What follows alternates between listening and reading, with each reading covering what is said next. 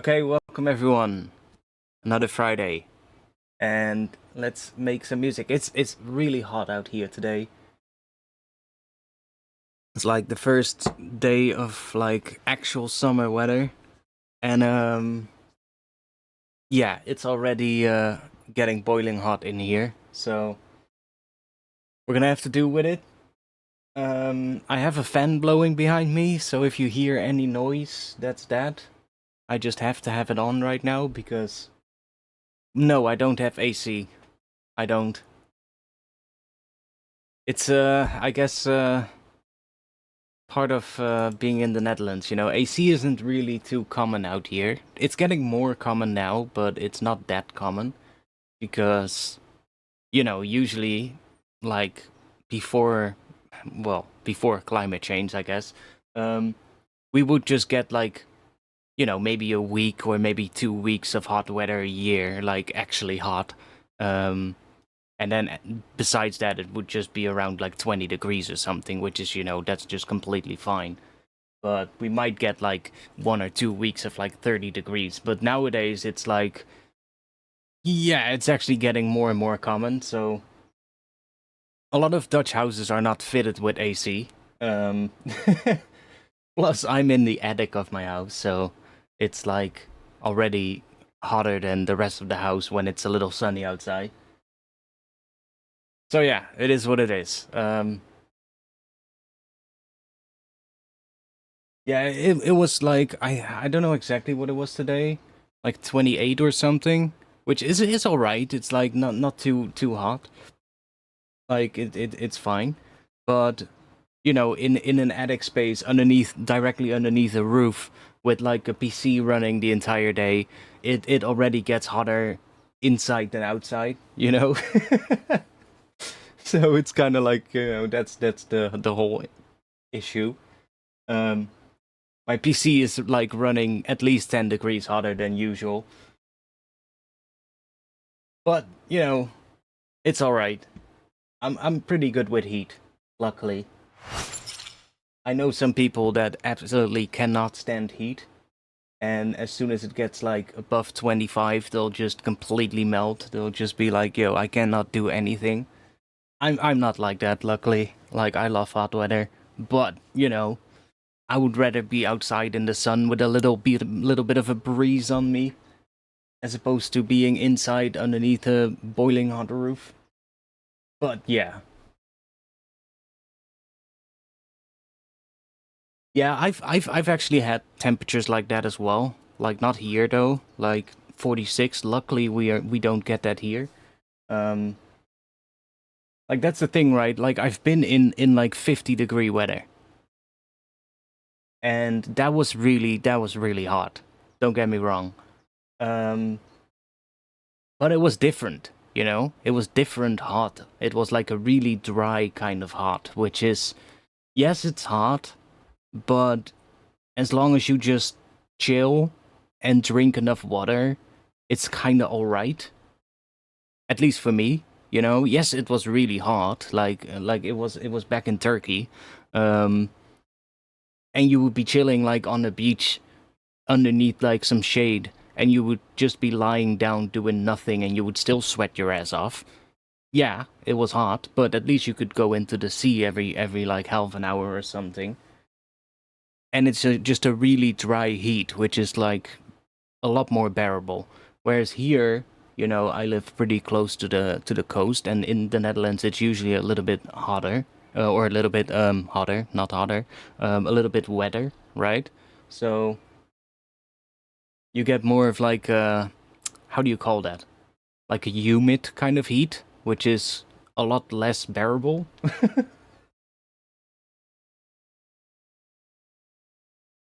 Although that is changing as well. Like it's getting drier and drier, and I believe we're having a drought again right now, which is also getting a lot more common.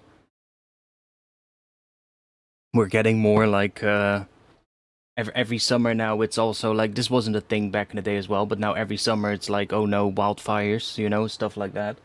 So climate is definitely changing out here, but I'm all right. So Somebody asked a question in chat before we started. Nebra, I'm not sure if you're here still or if you just dipped. If you were like, okay, he's not answering, I'm just gonna go away. But we can answer your question. Can we start by helping me very quick? I have a Pro L on my master and I'm losing transient. How can I fix that? You're here. Cool. Oh yeah, of course. I see you. I see your name in chat. Like I'm fucking stupid. It's the heat. It's the heat. Let's just keep it at that. Let's see. You're losing transient. Okay. Let's see if I have like a little drum loop or something. Do we got some? Yeah, sure. That's like plenty of transient in there.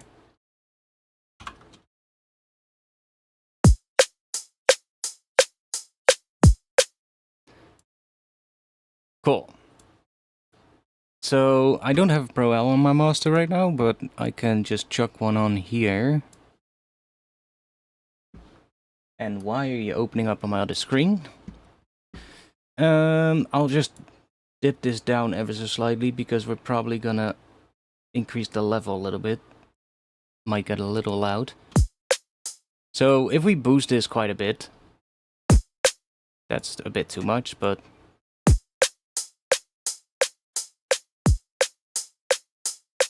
like, depending on the mode, and depending on your attack and release times, you will sort of like change how it sounds.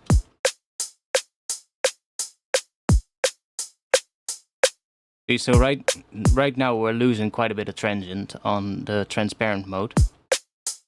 It's still okay.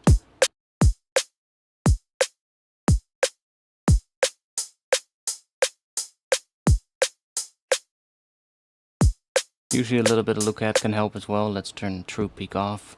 But depending on the mode, it will sound slightly different. And that's what you want to mess around with. I usually find for like the master track, I find the modern mode to work pretty well.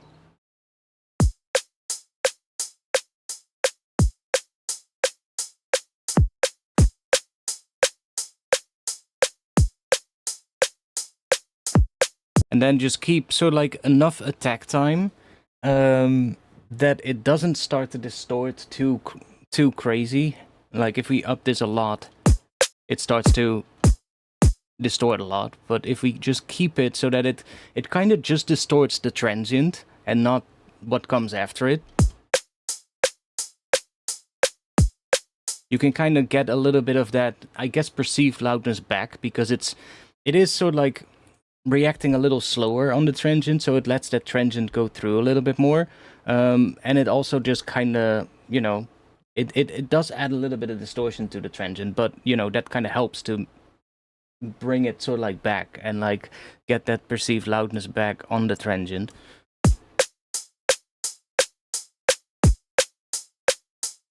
A little bit of look at to make sure that it doesn't distort too much.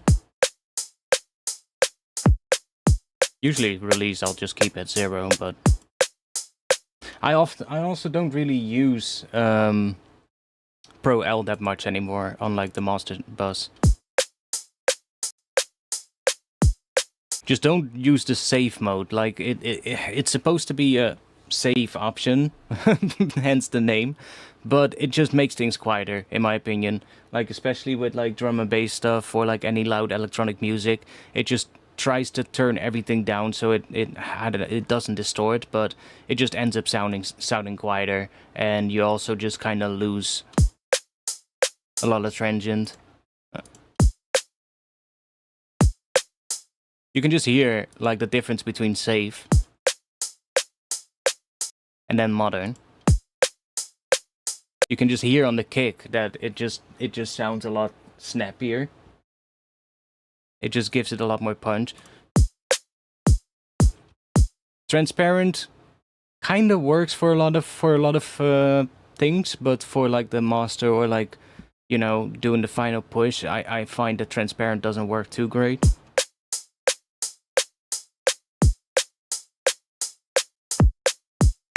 Punchy can be good too, but I don't know. Usually for like the master track, I would usually have like modern. But these days, I would actually just grab a clipping plugin. and it works pretty well. Does anyone still synthesize their own kicks and snares on Serum? Yeah, absolutely. Depending on the on the sound of the drum that I need, though. Like kick drums, yes, I would probably synthesize those myself because I just like the control, you know, being able to have the control over where the pitch lands and stuff like that, so that it's in tune with the track and stuff like that. It just makes it a lot easier, as opposed to using like a sample, right? Because like especially with kick drum samples, it's so difficult to figure out what the fundamental frequency is because it's such a low sound, right?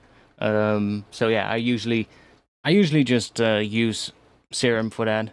But snares, it's kind of different, you know. Snares depends on what snare I want. If I want like I guess a traditional kind of snare that is like let's see, like one of these snares here, like that, for instance. That is great to use a synthesizer for. But if you want something more like I don't know, something more like a rim shot or something, then usually I would probably, like something like that, I would probably just go with a sample.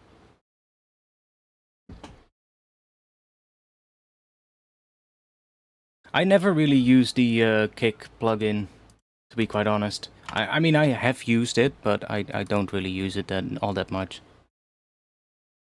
I would rather just grab Serum, just get the same amount of control, in a way. The only upside of like that kick plugin is that it gives you a pretty nice big graph for like tweaking the pitch curve and stuff like that. But you know, other than that, I don't really would say it has much of an advantage over Serum.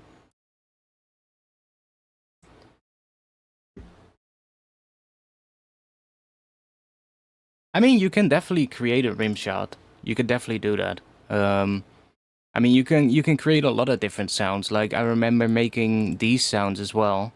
Like these are all synthesized. No, I mean that is synthesized as well, but where are they? Oh, these.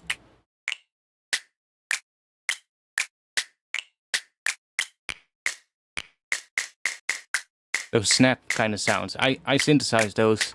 Not even with Serum. I just used operator and some convolution. So like it's quite an interesting thing to do. Same as with like hi-hats and like cymbals and stuff. You can synthesize crashes and ride cymbals, like actual good sounding ones, you know, not like the ones that just sound like white noise, but actual good ones. And you can do that with Serum, for instance, or any synth that gives you that kind of control. It's sometimes quite interesting to mess around with that kind of stuff. But like cymbals, for instance, just use a saw wave with like a lot of voices, and then another saw wave with a lot of voices, and then you want to FM one with the other. And then let's see how quick we can make one. Let's just do. Gonna sound like a saw wave, obviously, but let's give it a little pitch or a little volume curve. See if I remember how to do it.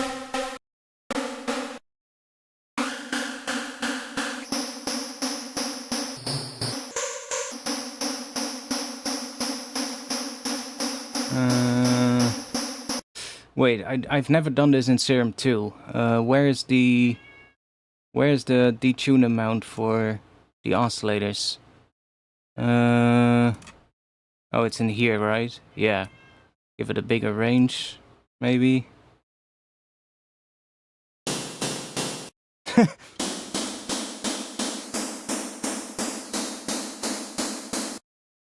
And then we want to start messing with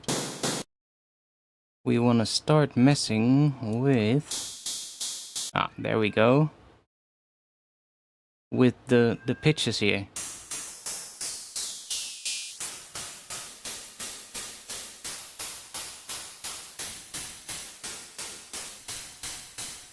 See, so that already gets a bit of a resonant kind of tone.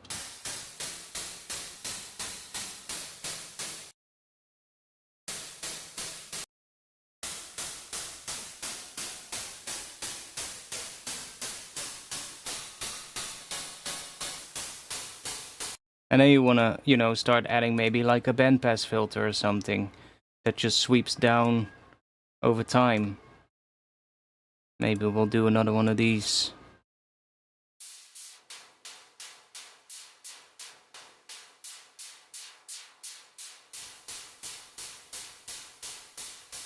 And you really wanna, maybe we'll add another one.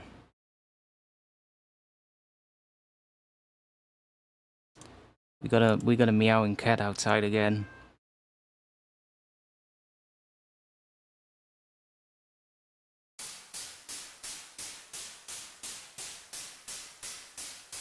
Maybe we'll modulate this as well.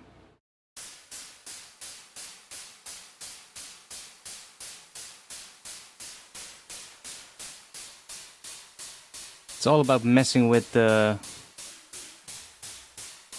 these right now, and you'll eventually find like a place where it does like some kind of a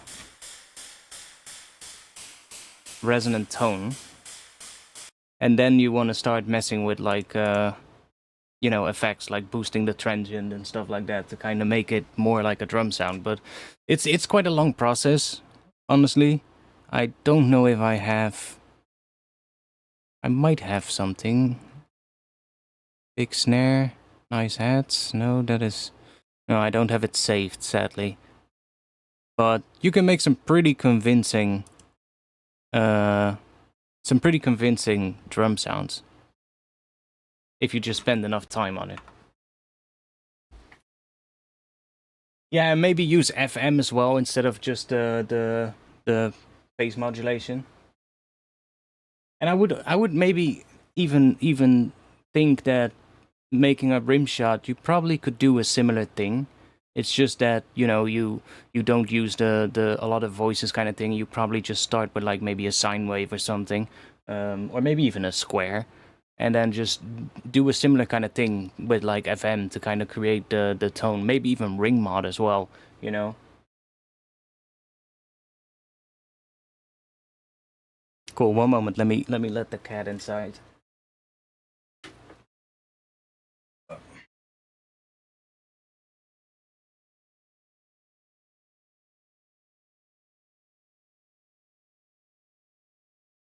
Yeah, come on.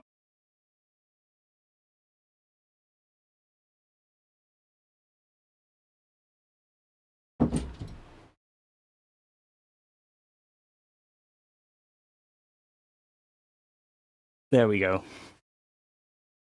Now they're silent again. One of them is looking at the fan like, what the fuck is that? He's completely fixated on the fan right now.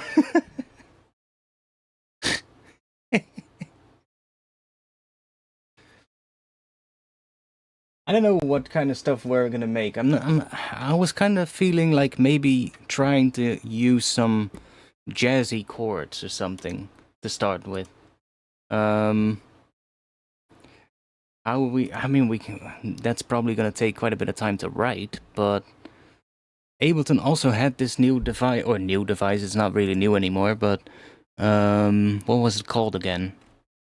The one that created chords might be good for some inspiration. Oh, it's this one probably. Yeah. Right. So let's see. Do we have?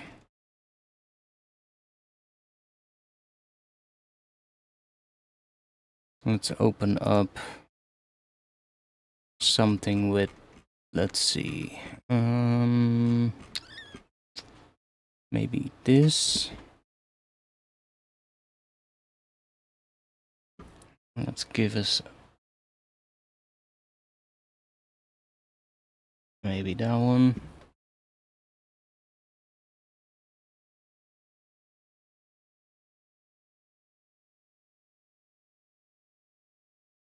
Use stack? What do you mean? What are you talking about?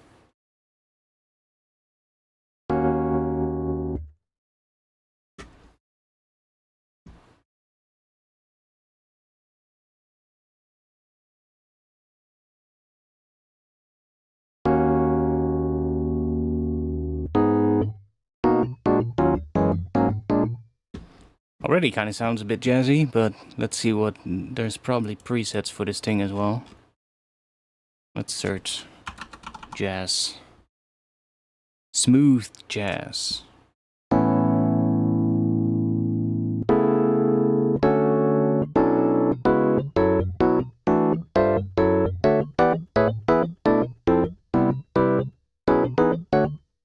What else do we got? Jazz soul.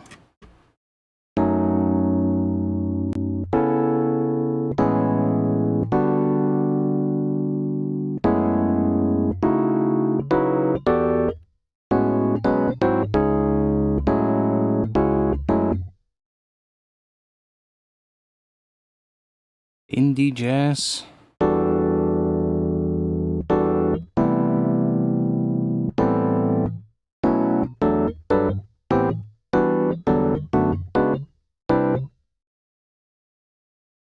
Cool jazz. Oh wait, that's... Oh yeah, that's also a preset for this.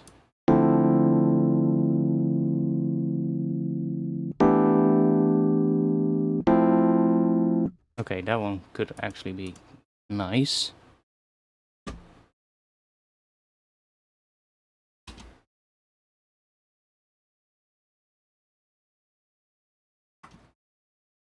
So this one just starts on C1 probably? Yeah.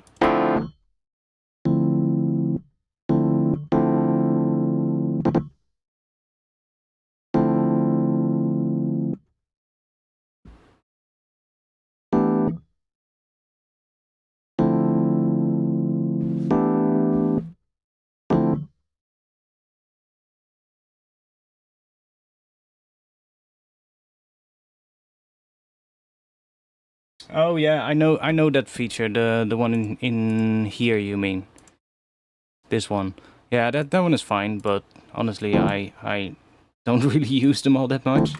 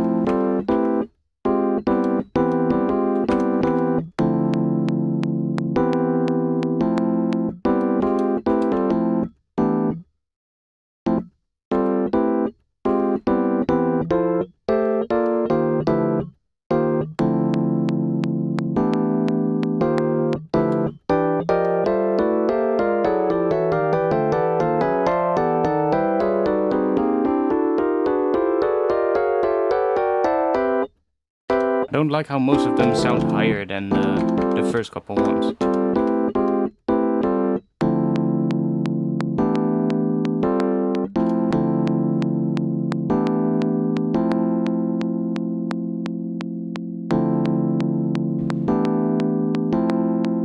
Let's see if that's the case for all of these. Yo, why are you not loading? There we go.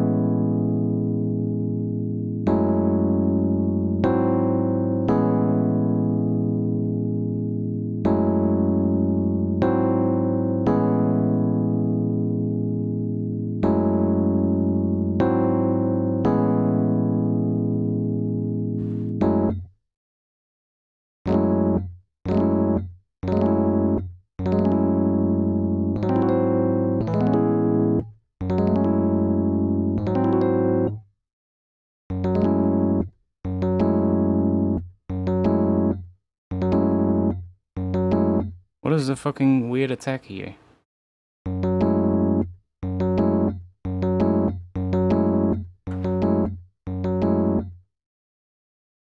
What? Okay, whatever. We get rid of that. There we go. That's better.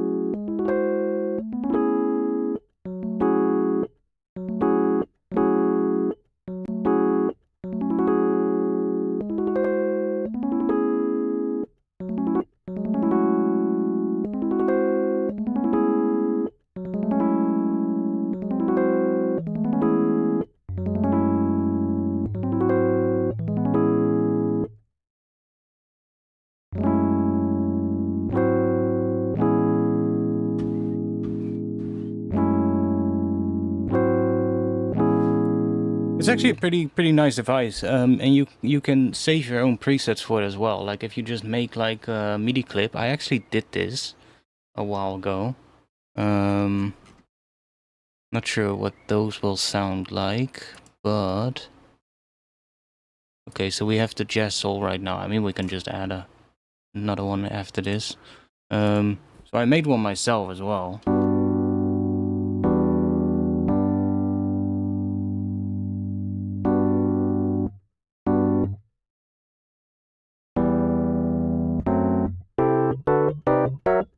Which I don't even know why it says jazz. It's just random, just generic chords, but.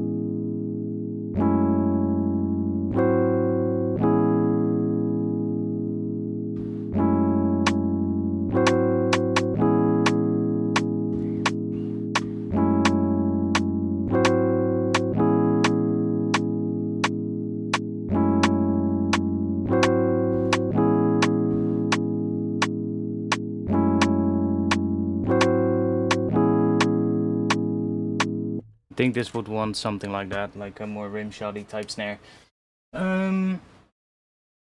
Yo, what was it? First Friday? Yeah, first Friday of the month is feedback.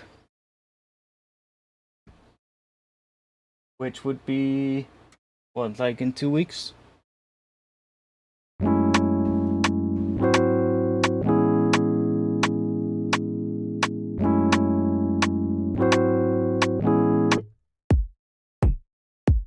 I mean, we actually just said about like synthesizing everything, but I'm just gonna stick with the sample for now. We will probably end up synthesizing it later, but I just want to get a little bit of a groove going, see what we end up with.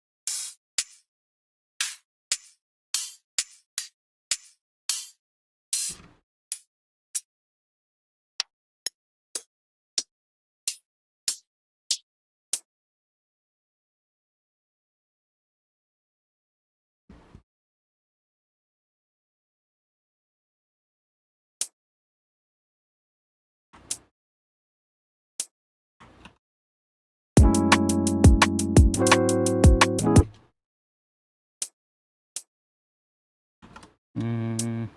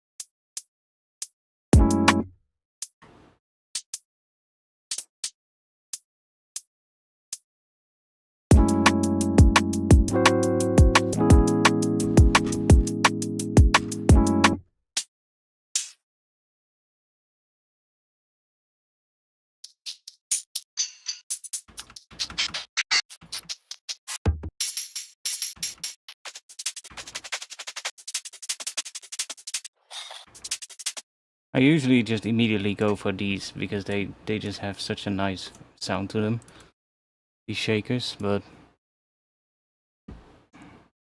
I should have just saved these as a file with no swing though, because I always have to go in and fix these warp markers. Maybe I should just save one someday that doesn't have any swing. Even though I'm probably still gonna add swing, but if I do that, I want all the drum hits to sort of like have the same groove, so that they kind of align with each other. And some of these loops that I made have like a swing already in it, and it's kind of annoying, but you know, it is what it is.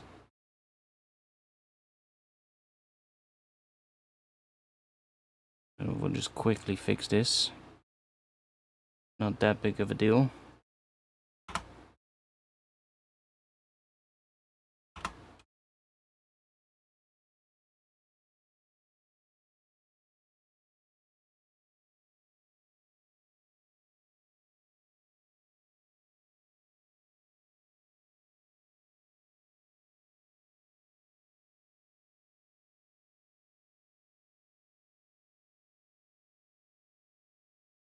There we go.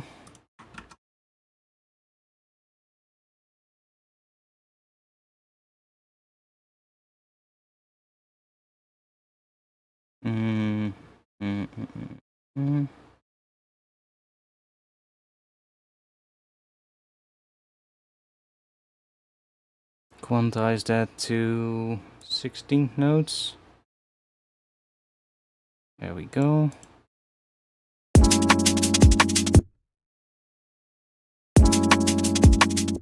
Let's just focus on the drums first.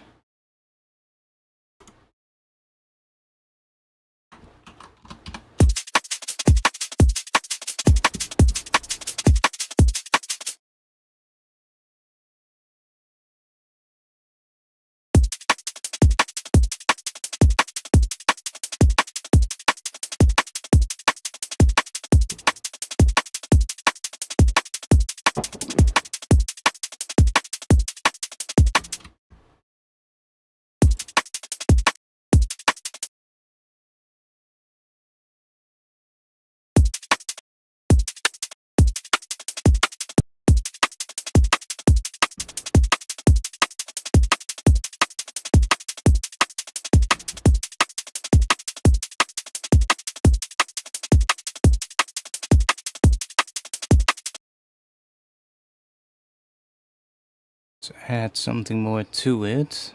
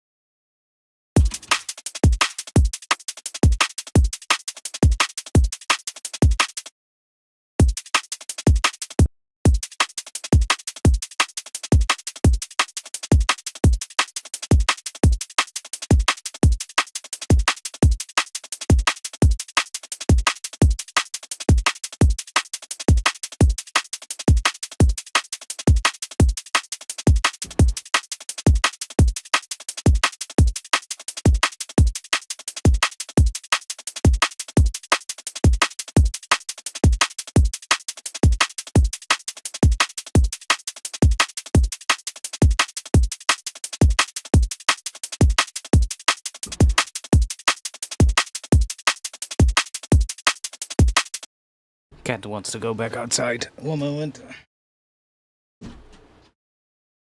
Go ahead.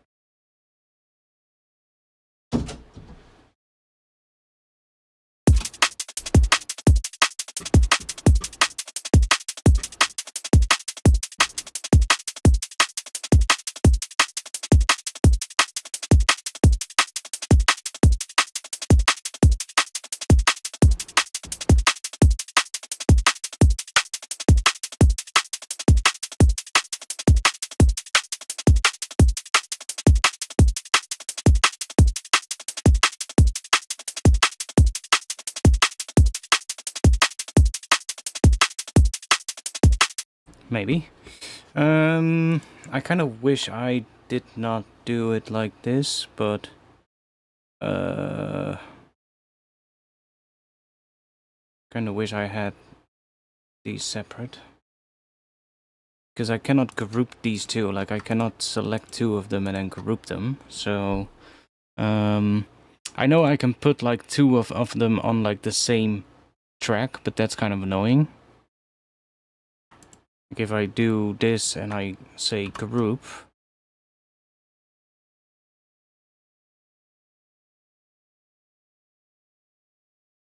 yeah. Oh, they're still on different things. Huh.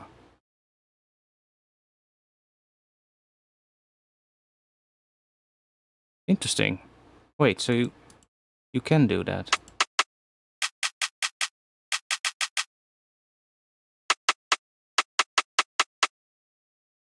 Wait, huh? Since when did they do that? That's interesting. So now I have a drum rack in the drum rack. But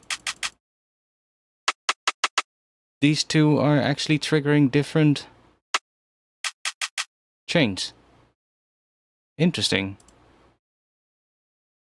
So it's like a group in a drum rack or something. But it actually does work. Nice. So now we should be able to put effects after this. Yes, nice. Oh, that's actually really good. I didn't know you could do that. I thought it would group them in like a weird way and put these both on like the same slot, which kind of beats the whole purpose of what I wanted to do, but it doesn't, so that's good. Meaning that we can put like a transient shaper on it.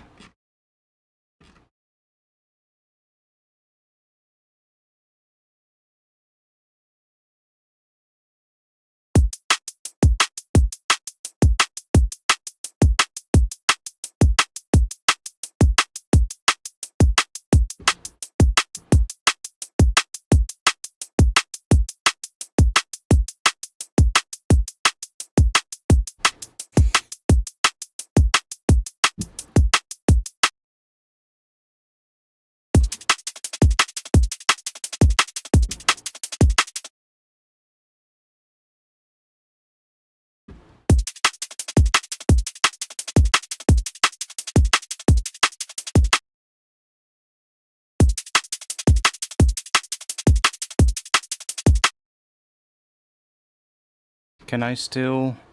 Yeah, okay, so I still see them in here as well, even though they're in separate things. That's good. I'm gonna copy the rim shot though. So if I now copy this, is it also in that group? No, it's not. Okay, that's even better. So we have another rim shot now.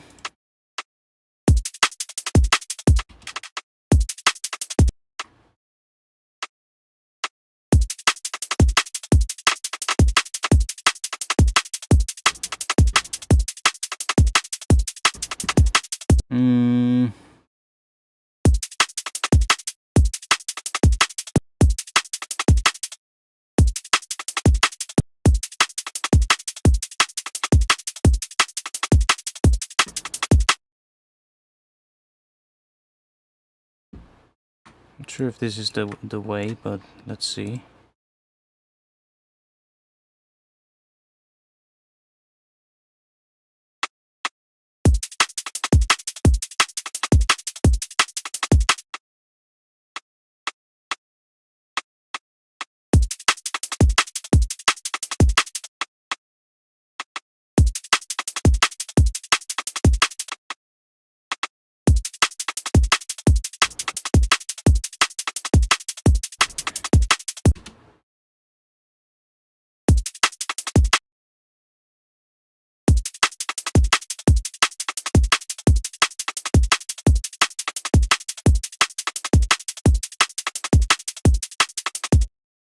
Okay, let's add a little bit of groove to it, because right now it's too straight. Let's grab this one.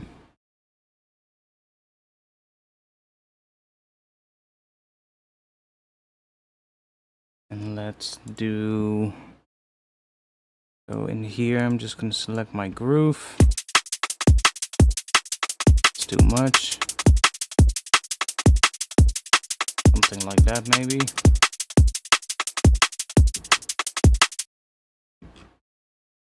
Let's see what else we can find, if we can make this better with some more percussion stuff. Maybe we'll chop up a break or something.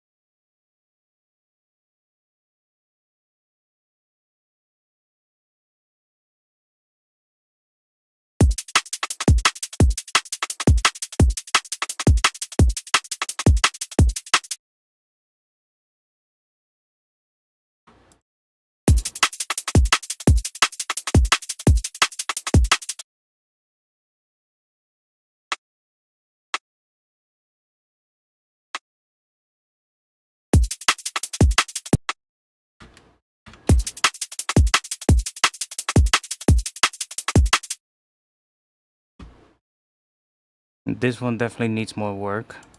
It's just a shame it would be really nice if you could actually play these both at the same time here. That would be really nice. But you cannot.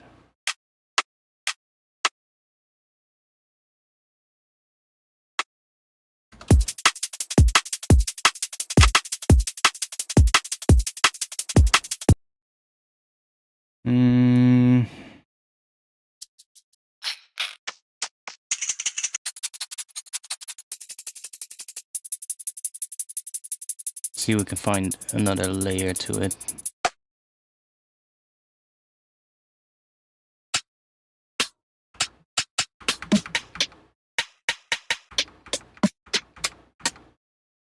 Let me just put these rimshot copies somewhere else.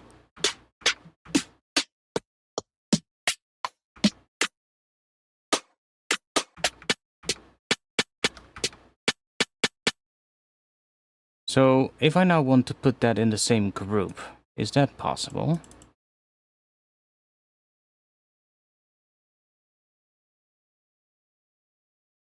It is. Great.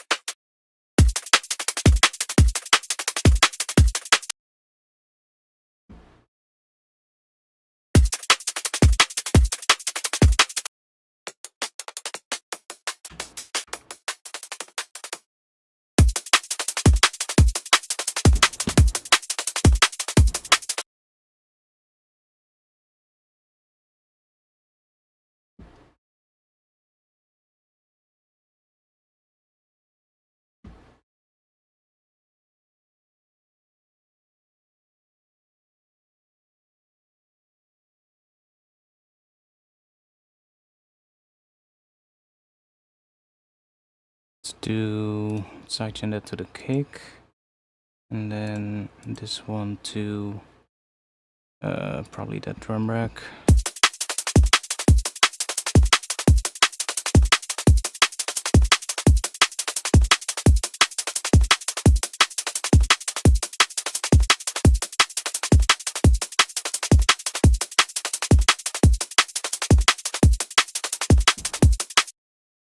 Maybe we should make a group for that. And then just put this on the entire group.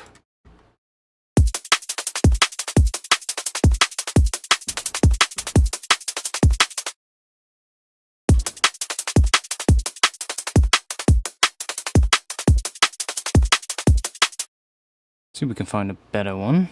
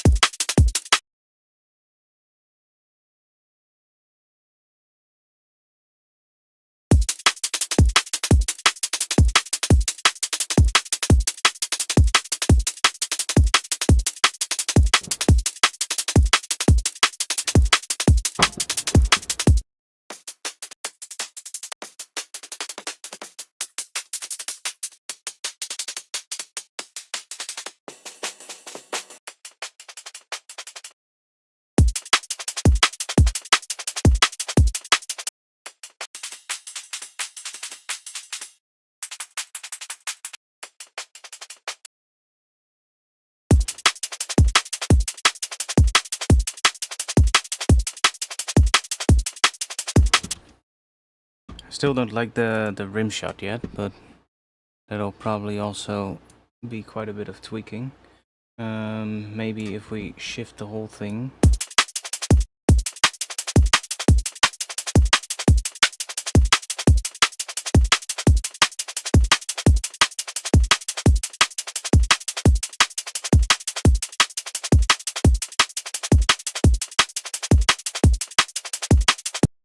Maybe just the rim shot itself needs to be different, but we'll figure that out later.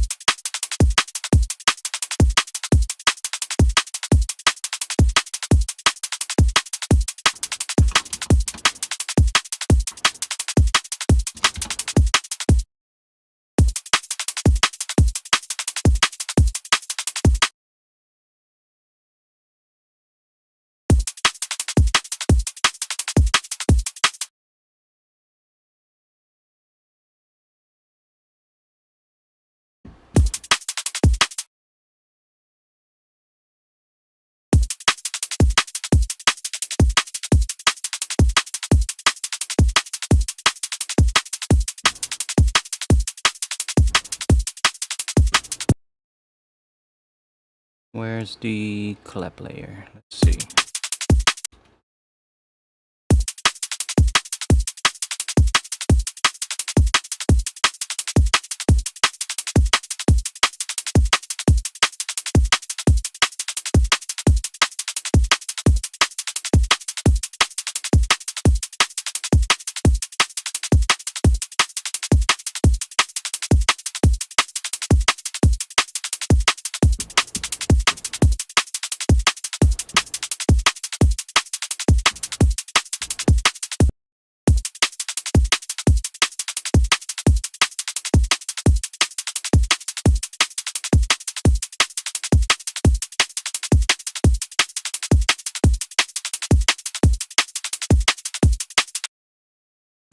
Let's try some different rim shots.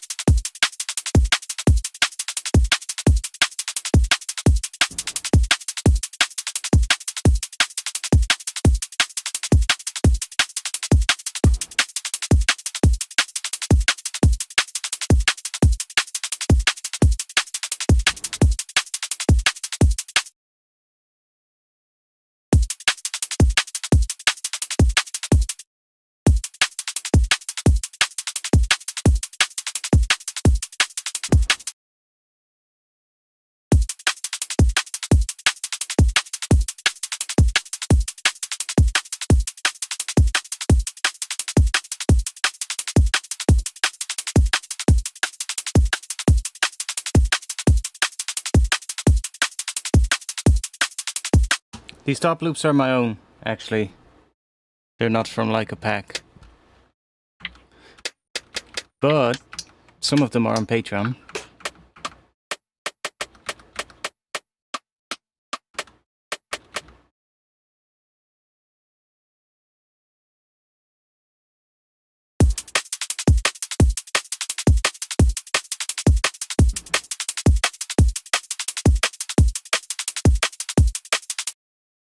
Maybe the clap wants to be different.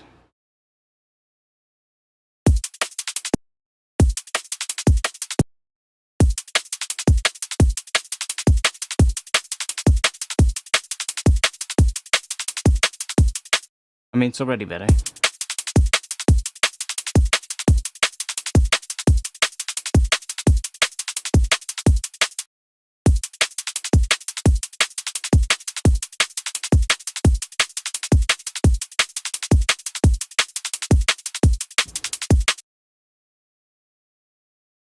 The fuck! I'm hearing the weirdest fucking sounds outside. You know those things, those little things that you blow through and it makes the sound of a duck. It almost sounds like somebody is using one of those outside.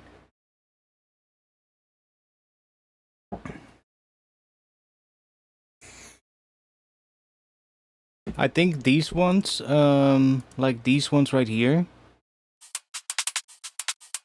Without the sidechain, of course. These are on Patreon.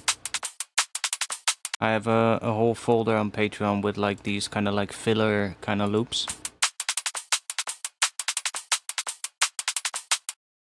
And they're pretty helpful, pretty usable.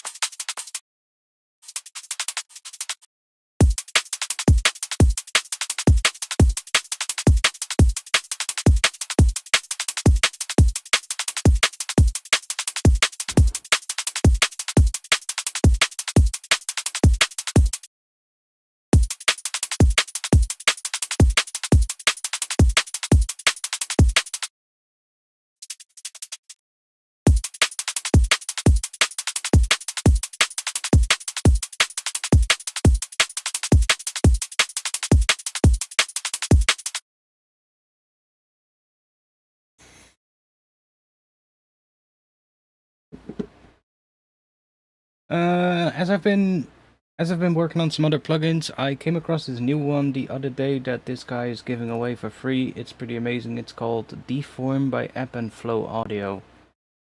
I've never heard of that. Now I have to look it up. Deform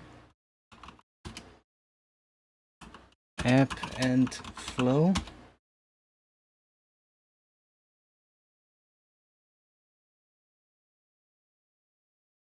What is it?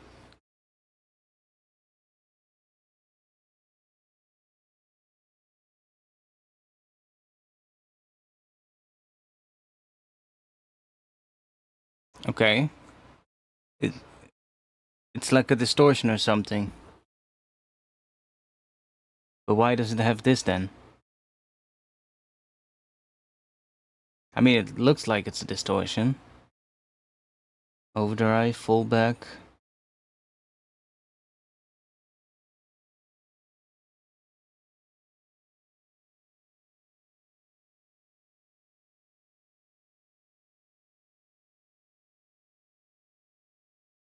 Oh wait, it's actually an instrument.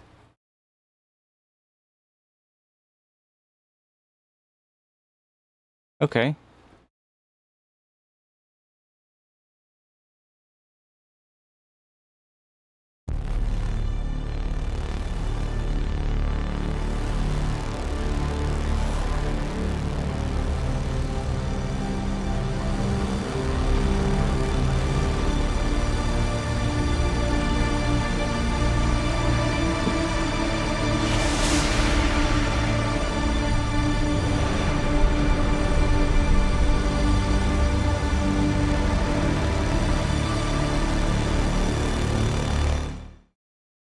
Well, that's a trailer that actually says nothing.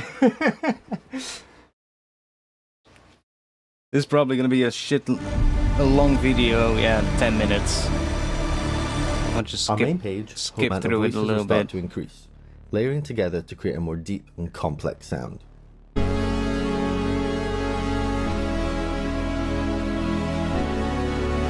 Right, so it's an instrument with multiple layers, and you can morph through it or something. I mean, sounds good.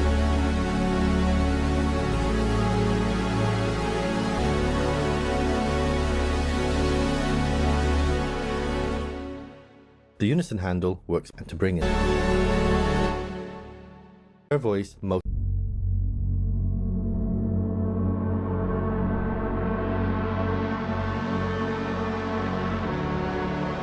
I mean, sounds pretty good, I would say, from what I'm hearing here.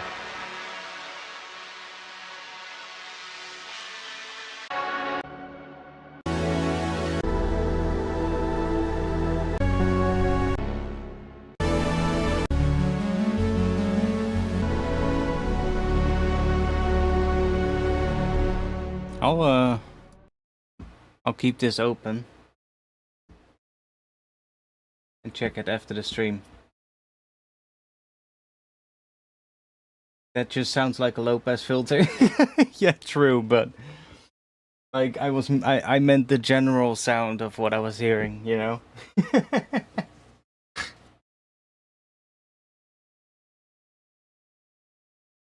I've actually been given access to a new tool as well. I haven't had too much time yet to mess with it, but it's pretty amazing. A lot of you have probably already heard of it by now, but if not, then you will probably enjoy this. So let's just save before we do anything. I've been given access to this. This is Mesh.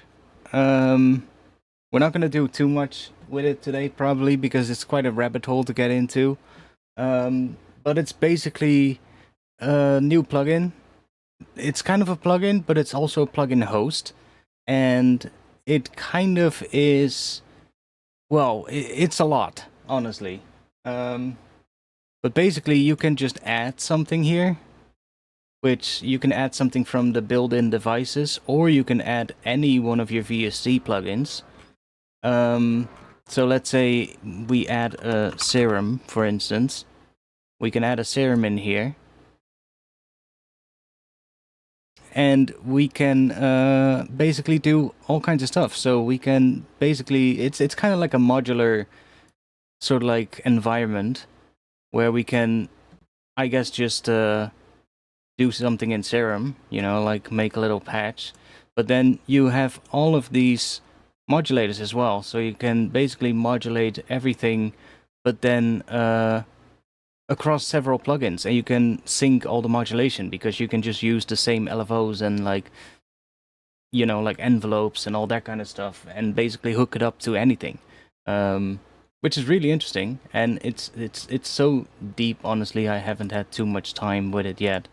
And it comes with like a browser as well. If I can, I'm not sure if the browser will work because my account is not verified yet.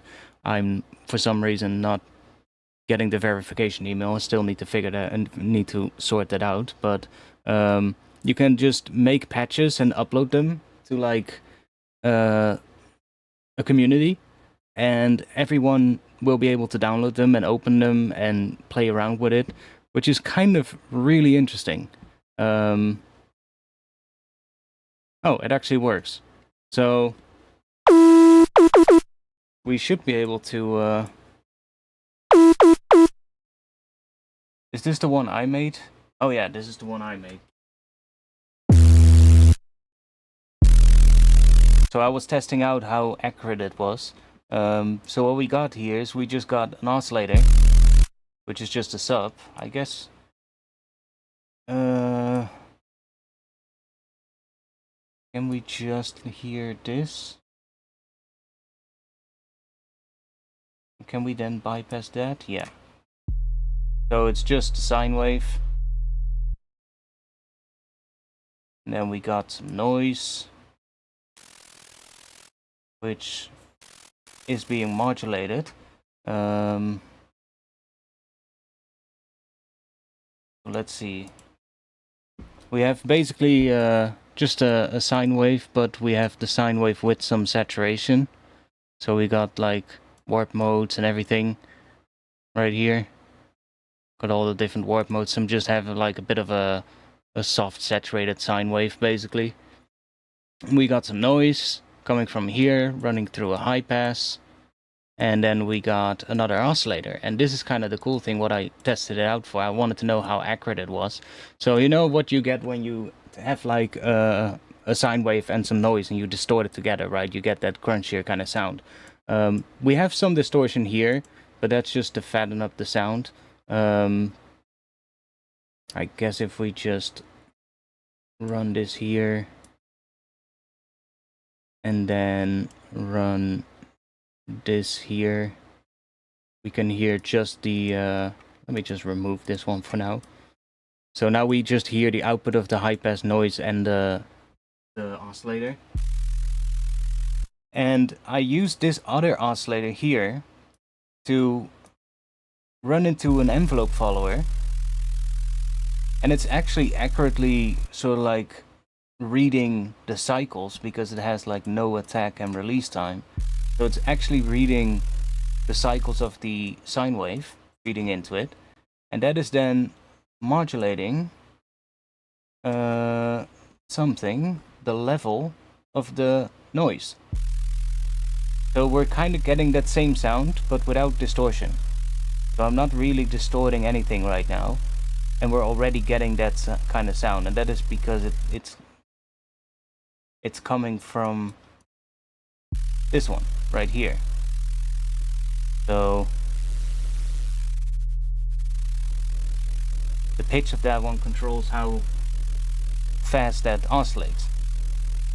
And then we just have the other modules here that I used for some extra distortion, basically.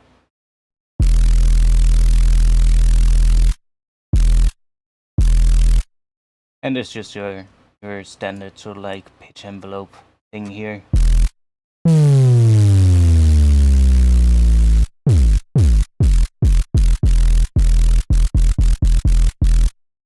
But it's all kind of modular, so it kind of reminds me a little bit of Patcher in FL, and it also kind of reminds me of Bitwig's The Grid in a way. But it also has VST support, so you can add your own VST plugins in here. And you can basically combine them with this kind of environment, which is really interesting. It's like an absolutely... Hello mate, I suppose it's CPU intensive when it is strong loaded? Actually no. This thing is optimized really well, and it doesn't use any more CPU than what doing like this stuff in your normal DAW would do. Maybe a tiny bit, but very little. It's not like it uses a ton of CPU. Like if we play this, we're still only at like 5, 6, 7% of my CPU. And this is not that crazy of a patch, honestly, but let's see if we can load up a crazier one. Okay, 10% of CPU use.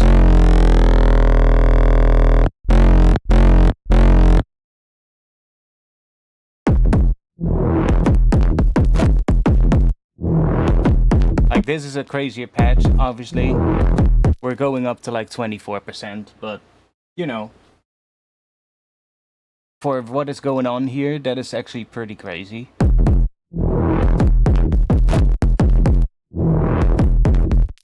And yeah, it's a really interesting project.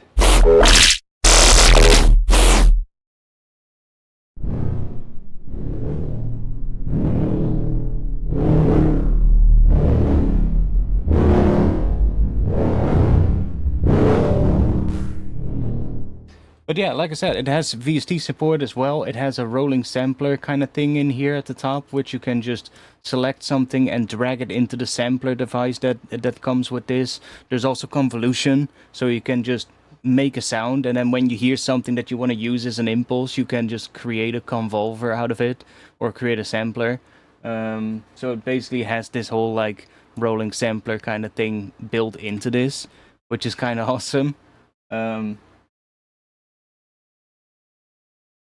Yeah, there's a lot of people right now that are in the beta test, that are like people in the drum and bass scene, and like I know Alchemy is in it, Seamless, but there's also some other drum and bass people in there. I was just peeking in the Discord and I saw Frequent and I saw a bunch of other people that I recognize the names of. So I mean, it makes sense, you know. It's a plugin that is an absolute sound design dream come true, basically. Because you can do so many things. Like, I'm still waiting for like other things to be added though. Like, there's probably things I would like to see added, and also things that I probably will want to see added, which are already in here, but I just haven't figured out how to do it. You know, like, for instance, I want some kind of key tracking, but I'm not sure if that's already in here or if it still needs to be added. But yeah, it's a really interesting thing, and I'm really curious to see where this is gonna go. So there's probably gonna be more modules coming out at some point or whatever. But yeah, it's pretty straightforward. You just start building a patch and it'll just basically work the way you expect it to. And then if we want some FM or whatever, we can, I guess, do another oscillator. You can type in the search as well, by the way, so you don't have to go through the entire list, but... And then if we want that to FM, we can just send the MIDI to here, and we can send this into here, and then we can select something. Wait, I did it wrong. Let's do the warp. Can we... Wait, how do we do that again? I did the tutorial, but do I do it here? Pretty sure we could. Do we have to do it into there, maybe? Ah, yeah, sync, FM, DM. I wish we could just drag it onto these knobs. That would be really nice.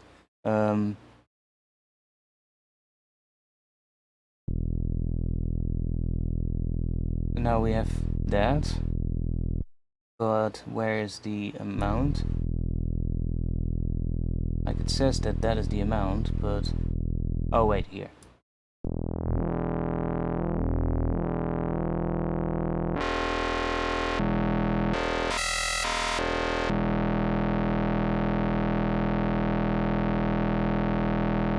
And there's so many different things in here that I still need to figure out. So what's that?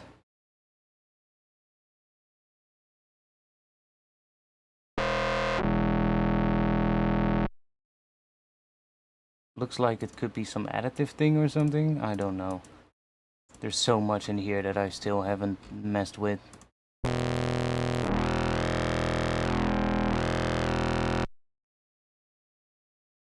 But that's just so like the standard devices. But yeah, you can add anything in here. So, like we said, serum, we can add that in here, and we can use that instead. So we can just chop that in here. For some reason, sends this into the oscillator, which I don't know what that would do, but yeah, it just results in silence. Okay, cool.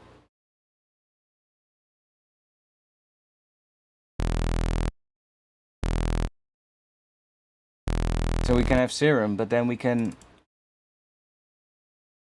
basically add another serum, for instance, if we want to create a really big patch, or we can combine this with, I don't know, we can combine it with a contact and have a contact in here as well.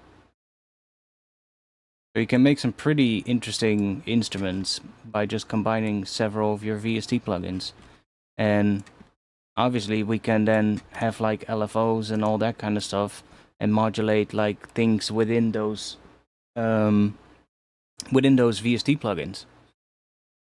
Which it's kind of interesting.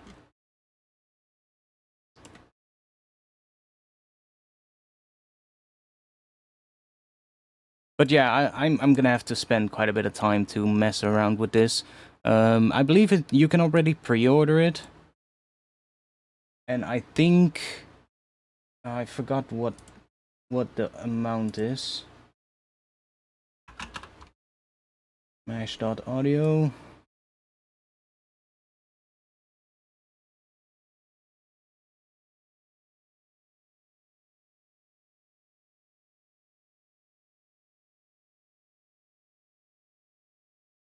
Make sure that's not behind chat. It's still behind the chat. There we go. So you can basically pre-order it already, but I think when you pre-order it, you also get access to it right now.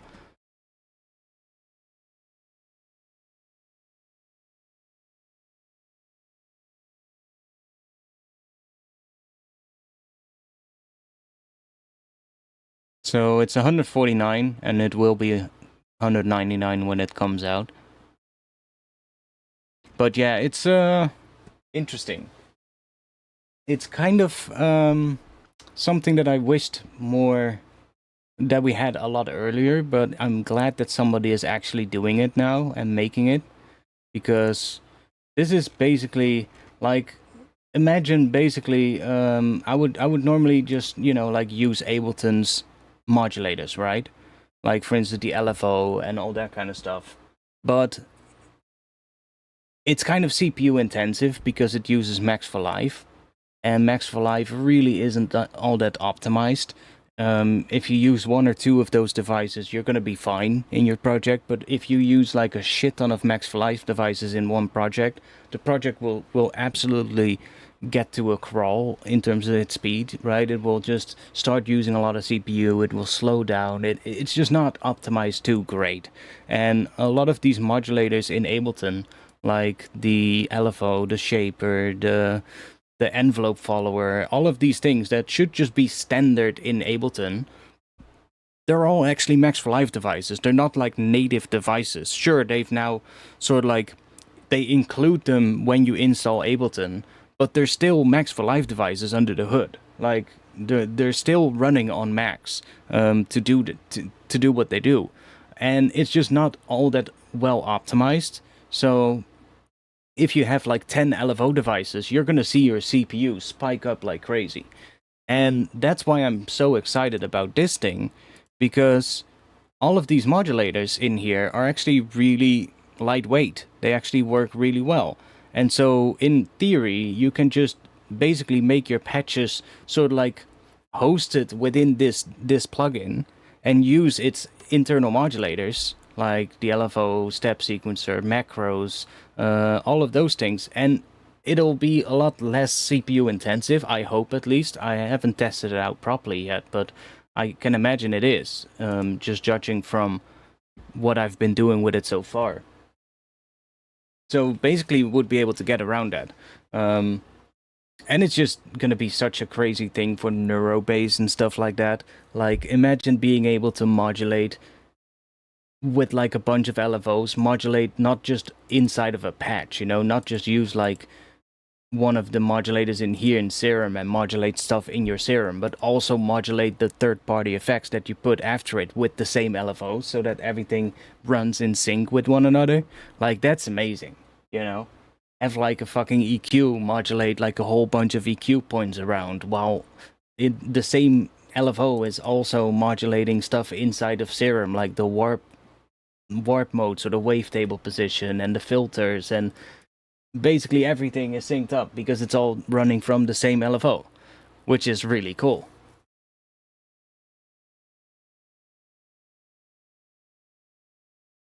However, though, because this is such a big sort of like thing, like you have so many options that you can do with it, that, you know, you can imagine it's probably gonna take a little bit of time to get used to and figure everything out. But I'm quite excited about it. It's like, it's absolutely a sound design sort of like dream come true that somebody is making it.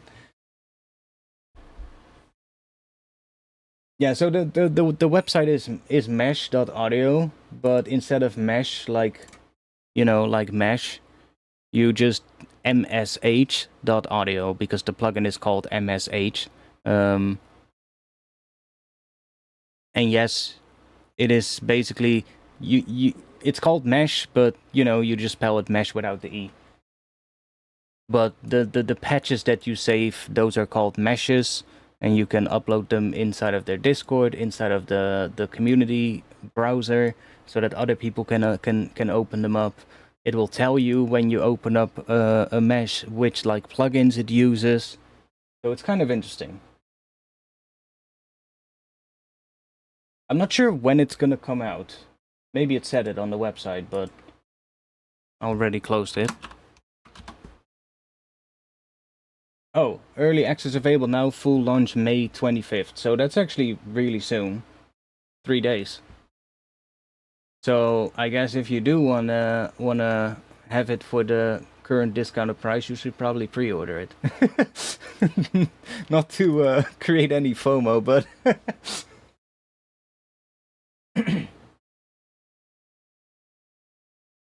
is a sound card with DSP could support Ableton intensive plugin?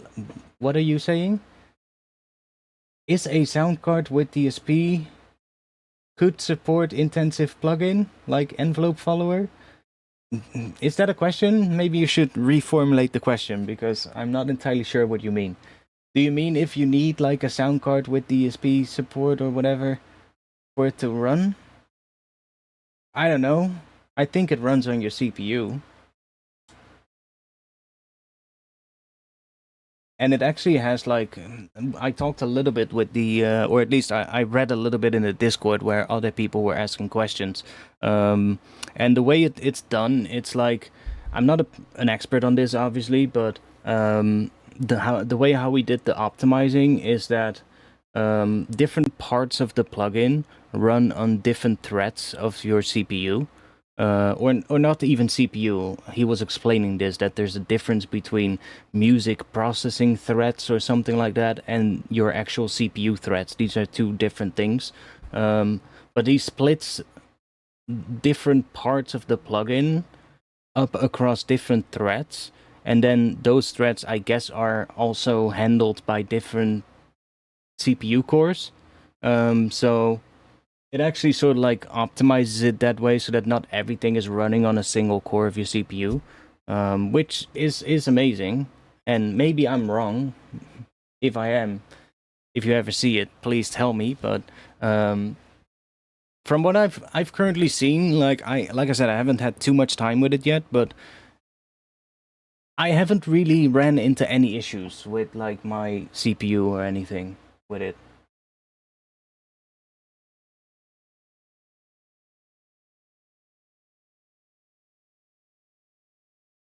And you're talking about the Ableton devices, right? The Ableton modulators. Like those are just poorly optimized. Like that's just the thing. It's not necessarily maybe the device itself. It's just literally the communication between Ableton and Max creates like this extra bottleneck that just leads to an increase of CPU use. And if you only have like one of these devices, it's fine. But as soon as you start adding like 10 of them or something, it'll really increase the amount of CPU use, and that's just annoying. Because in my opinion, it shouldn't have to be that way. Like most DAWs, like look at Bitwig for instance, where they have all of these different modulators just natively built into the software, and it'll just run a lot smoother than when you have these devices, which are basically all Max devices, which have to communicate with Max, which is running in the background when you run Ableton, and they have to send information back and forth, and it's like it's just an unneeded bottleneck, and it just, you know, from my own experience, like just using a couple of them, you just see your CPU rise up the more of these devices you add. And I don't think it should, you know? But hey, what can I do?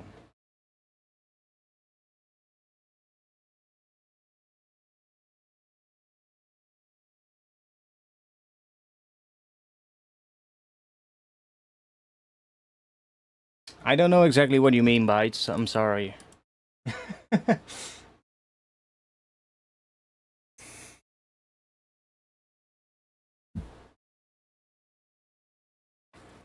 But yeah, it's interesting. It's an interesting new plugin. Like there was this one other plugin that came out not too long ago with the most horrible name.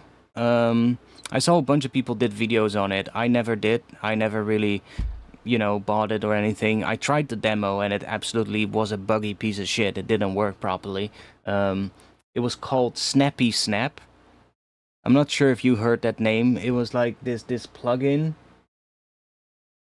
that allowed you to morph between different plugin states of your plugins.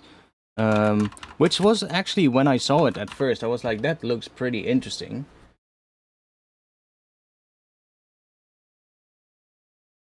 Yeah, the name is so shitty that I can't even fucking find the website when I search for the name. Yeah, it was this thing. And it actually looked pretty interesting. You could load like a different or a plugin inside of here.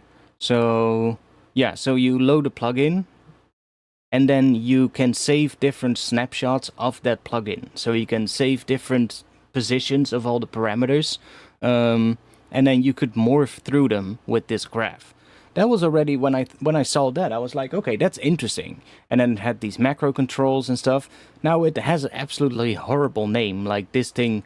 I don't know. When I see that name plus the UI kind of looks fucking horrible as well. But that aside, I was like, at least the idea behind it sounds interesting, with the option to randomize and all that kind of stuff. But then I opened it up, at least the demo, and I was like, let me try it out.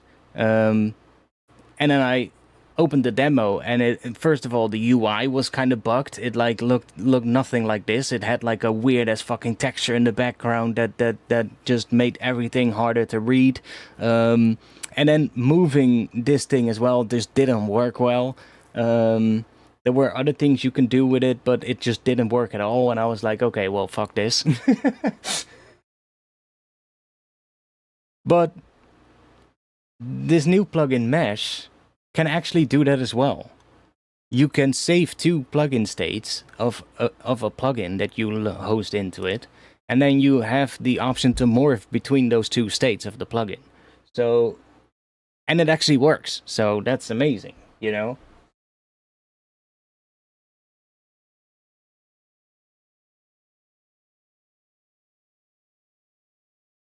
Yeah, I know DSP is digital signal processing. I know that.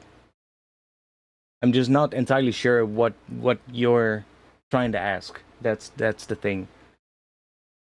I think because your questions are missing a couple of words here and there. And I'm like, what do you mean?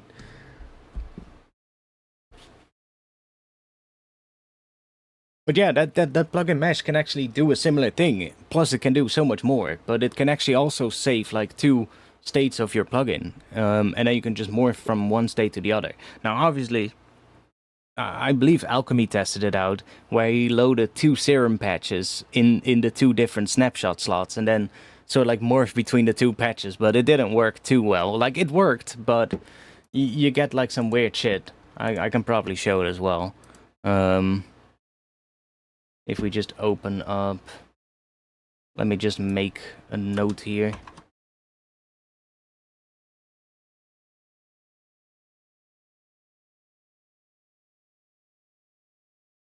And if we just load in a plugin. Okay, so that's the only thing I'm still... It's luckily quick, but I hope that he can add something that it doesn't scan your plugins, because I only really want to scan the plugins if I know that I added a new plugin. But I'm pretty sure if I tell him that, he will either tell me that that's already in the settings or that he is working on it. But I believe we can do that here. So if we just, maybe I have a patch here myself that we can use. Or maybe we'll just grab something here. Reese. Gnarly Reese. Cool. So we should have something. We want that to be lower pitched.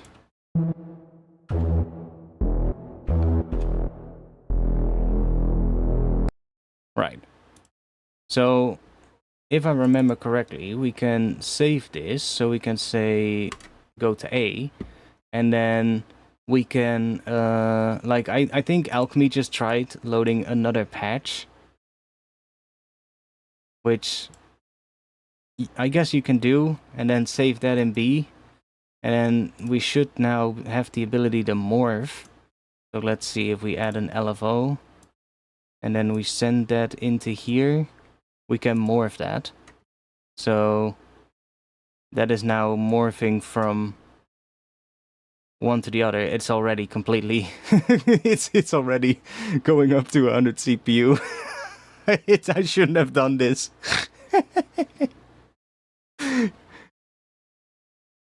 Yeah, okay, so that doesn't work.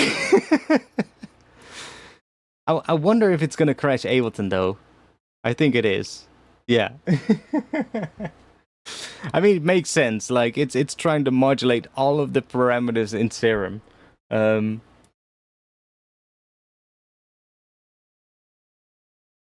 But like if you have like a patch and you tweak the patch itself, so instead of doing like a completely different patch, just tweak some of the parameters in the patch and save that as a different snapshot. Then you can morph from those two saved states, which is really nice. Maybe I shouldn't have done it with an LFO, but maybe I should have just used a macro, because then it doesn't start doing anything until I move it. The moment I hooked up the LFO, it just went like, yo, nope. We're not doing that. Yeah, of course, okay. Luckily I saved before we started doing anything.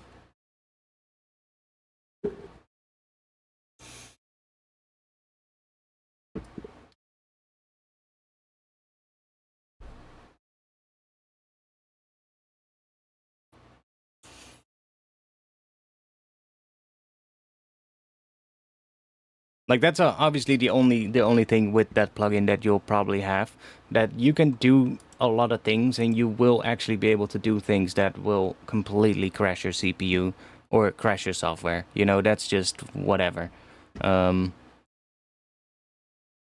you can do crazy shit. You can create feedback loops and stuff like that as well, which, Ableton and a lot of DAWs actually don't allow you to do it. Like, I know Ableton you can kind of hack in a way so that it actually creates a feedback loop, but it requires using send tracks, and like, you cannot actually just route a track back into itself, because, DAWs will prevent that from you doing that, so that you don't get like crazy volume spikes that just, destroy your ears. But in that plugin, you can actually, inside of Mesh, you can just create a feedback loop if you want.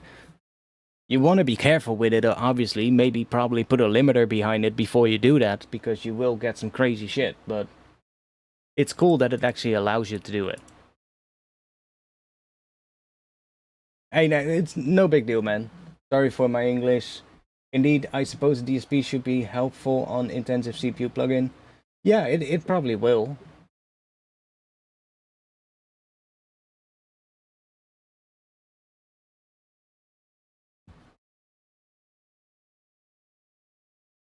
It probably will. But I'll probably get into Mesh later when I have spent a little bit more time with it. Also, I noticed that we've completely lost all my viewers for some reason. Well, okay, whatever.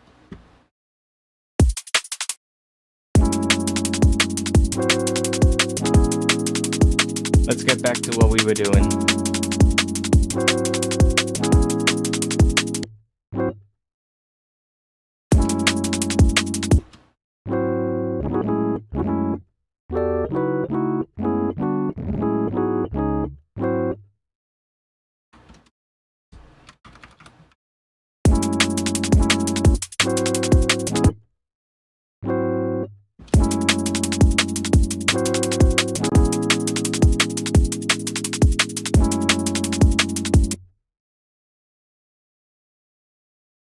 So can we actually move this?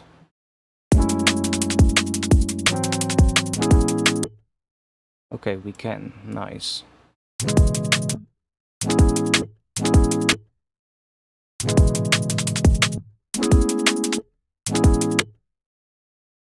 Okay, so this note kind of sounds cool, but I want to see if we can find something else.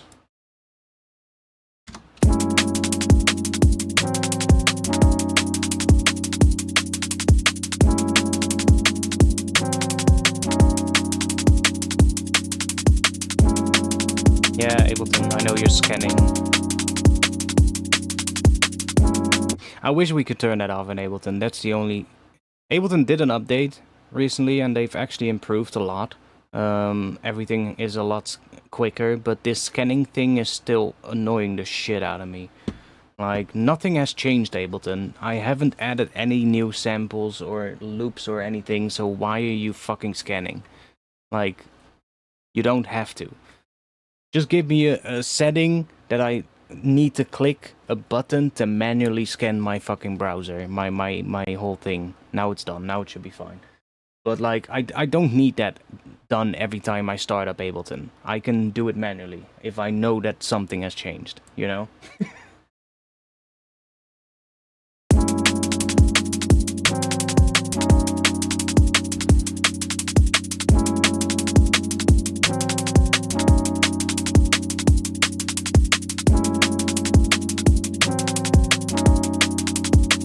So that's actually a kind of a cool thing.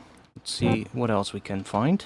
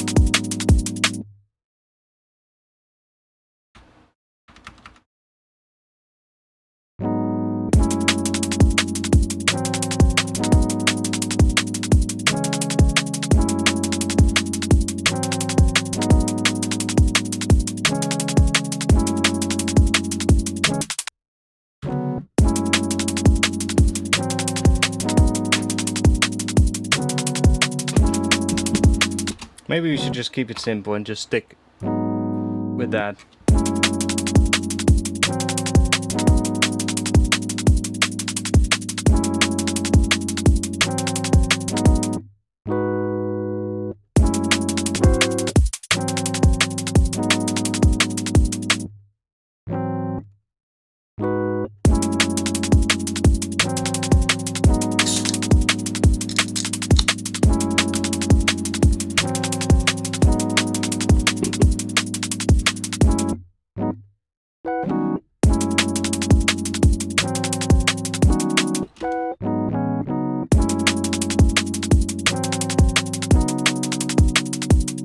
I wonder, can we record the MIDI of this?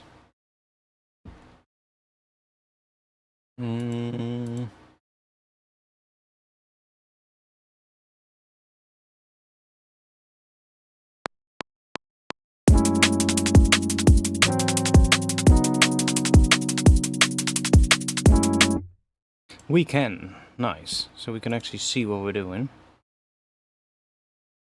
It is kind of doing some weird shit here, though. Look at it. Weird. Let me actually use no strum for now.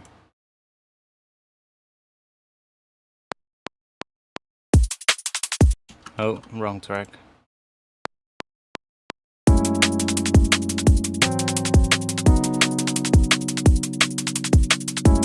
So I like the first two chords. I'm not liking the last one though. Like some of it kind of sounds good, but I'm kind of hoping that we could find like an even better one.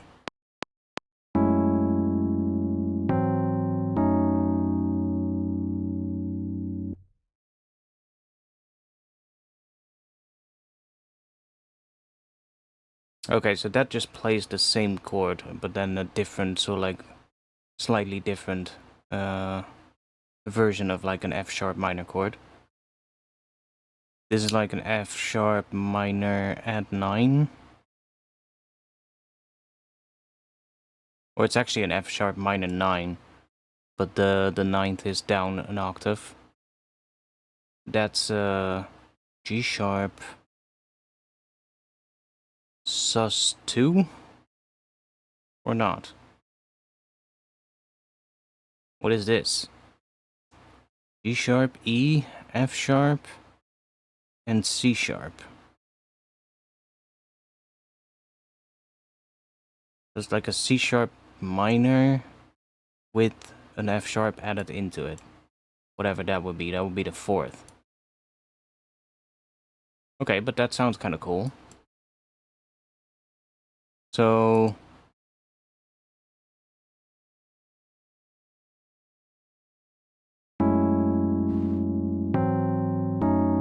what?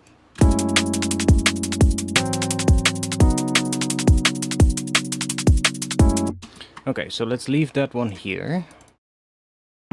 Let's see if we can find...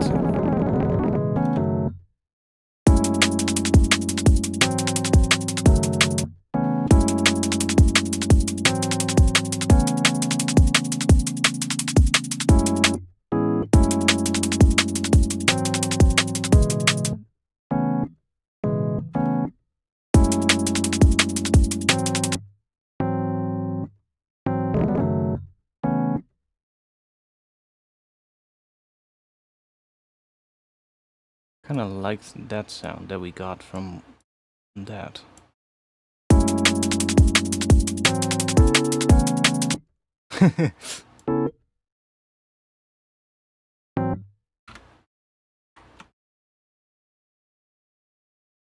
This note kind of sounds cool, but let's see if we can...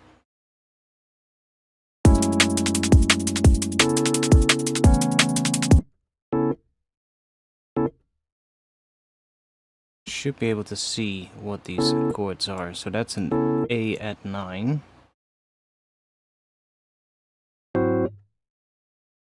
That's a G sharp 7 sharp 5. Okay. I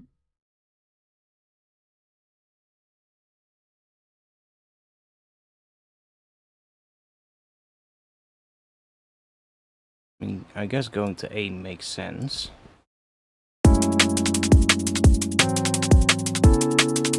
Don't like it though.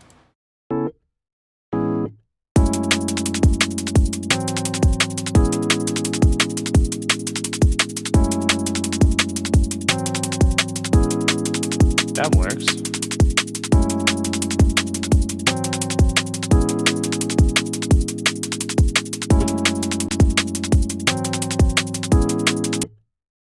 So if we add like I wonder what the actual scale is that this would fit in.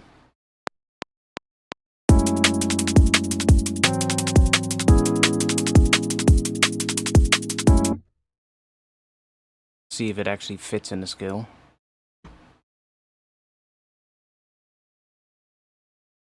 So let's start with F sharp minor maybe.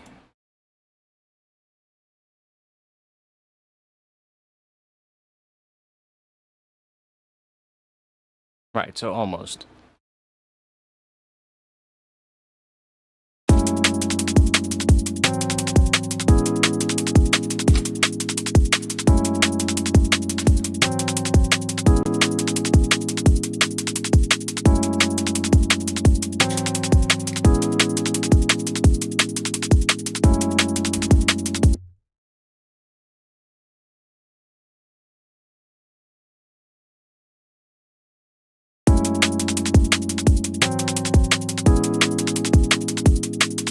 Okay, so that works. That's an option.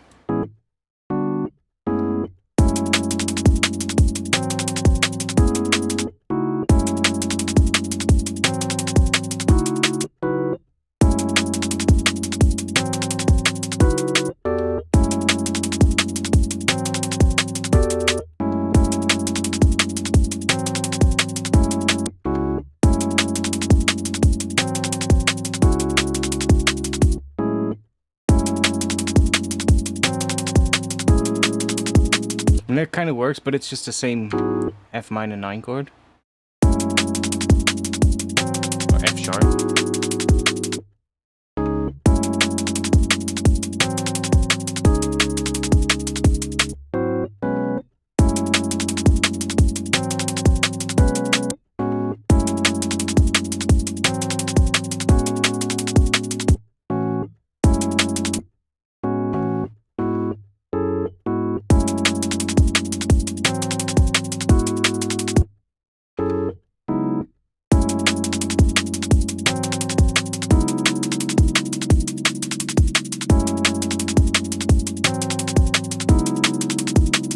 Okay, I do like that one into that.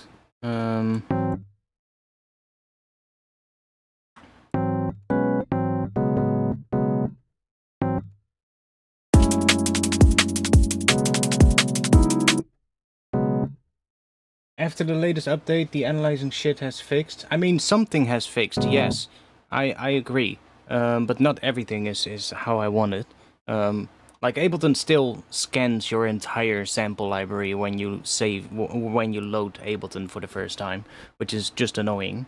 But they have definitely improved a whole bunch of stuff, because back in the day, or like before the last update, not back in the day, but before the last update, if I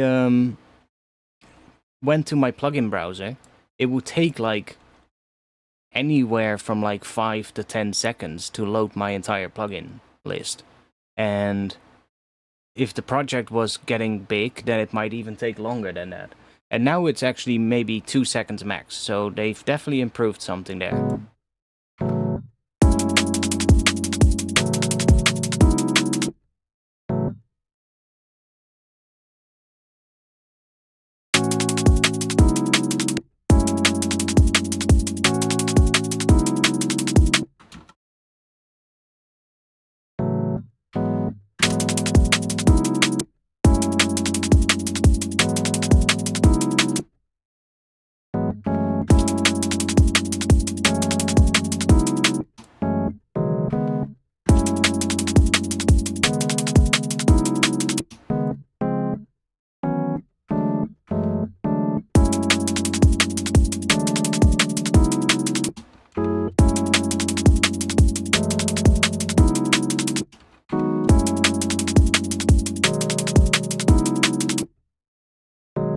I cannot for the life of me figure out this middle one, what I want there.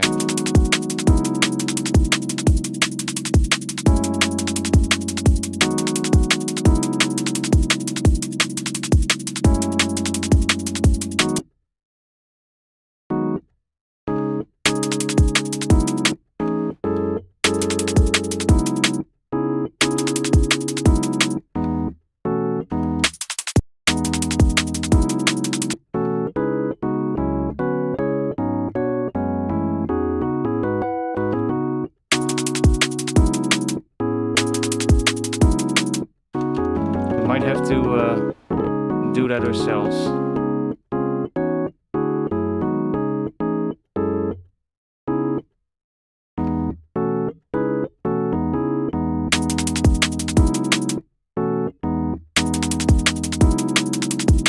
I'm on Windows.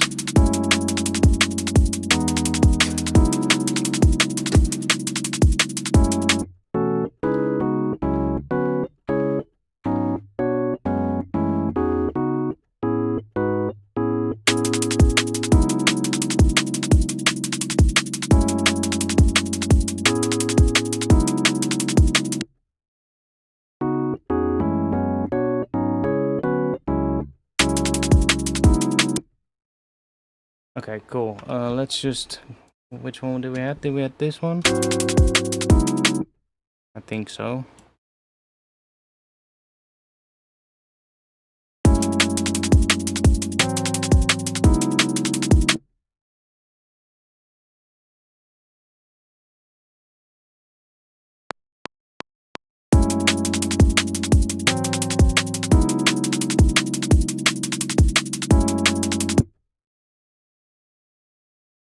It's not exactly what I want, but...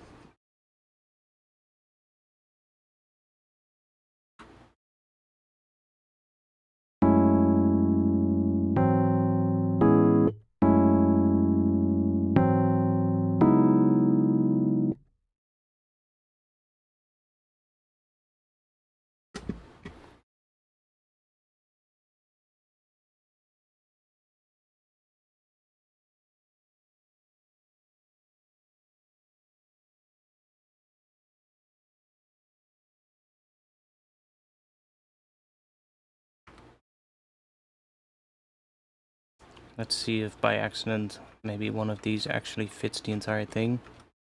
Don't think so, but...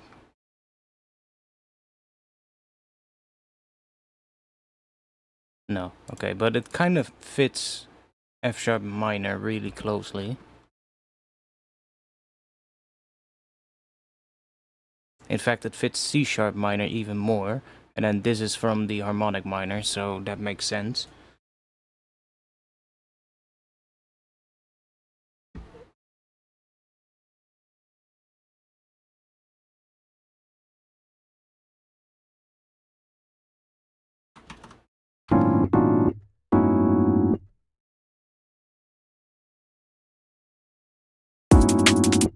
What the hell? Why does it sound so shitty now? Huh?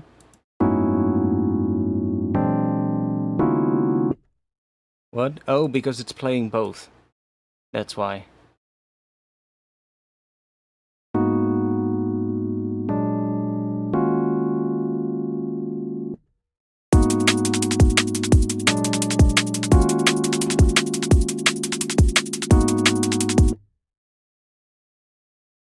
Okay, maybe we should just write chords ourselves, because...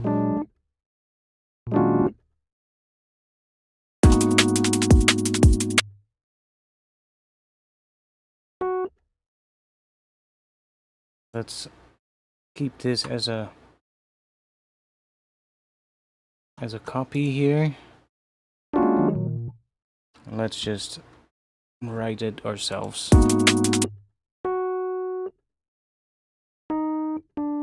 I do like going to there, that's fine.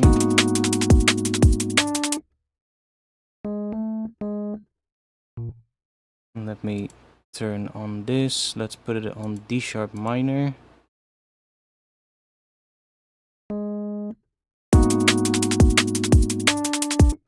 No, I just literally just used the expressive chords tool. I was like, what the fuck is happening? But the cat is walking in front of my light. It just looked like everything got dark in here.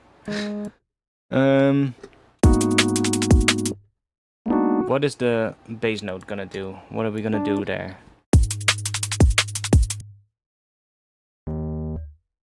Probably want to end on this one. So...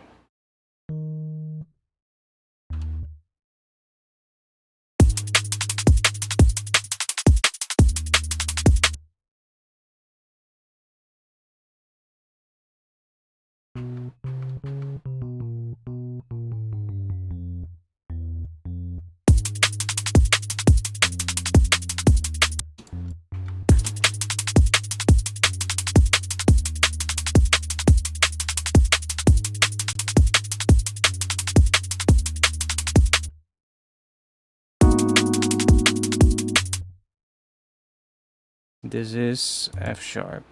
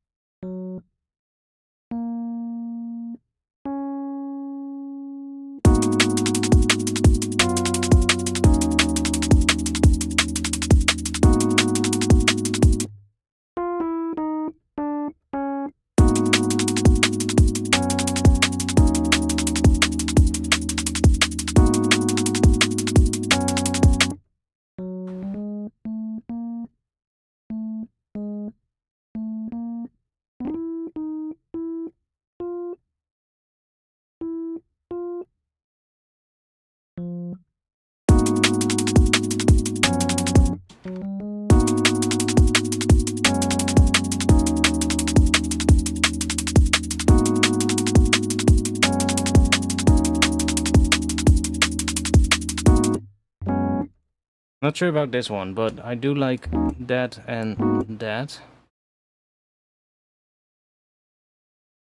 Maybe to keep it simple for now, we'll just...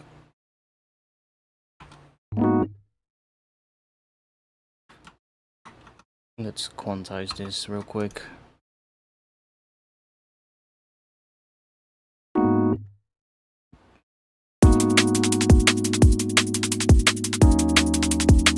Maybe we'll just do that for now.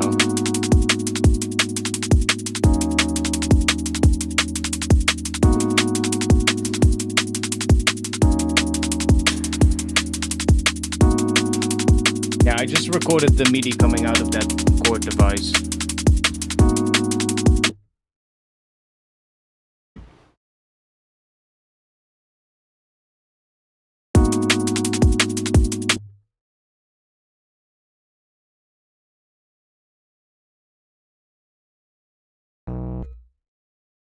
Also go to B maybe. That could also be fun.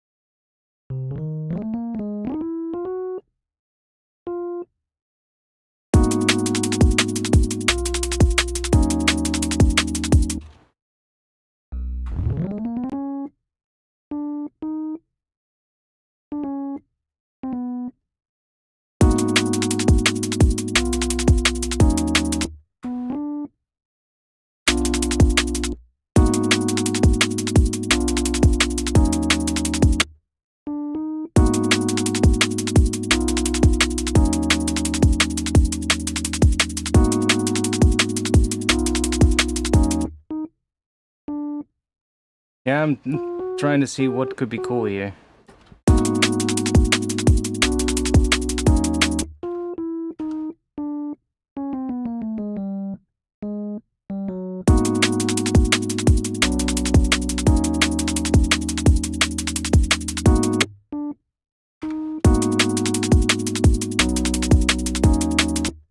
So this is a D sharp. What if we go to...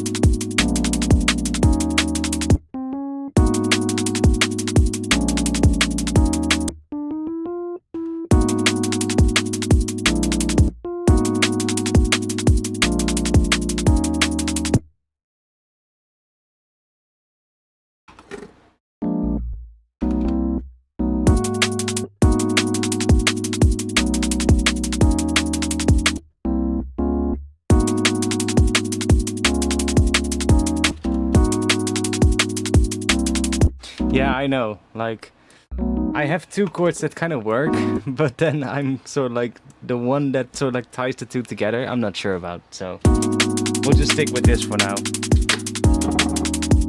We'll probably figure it out.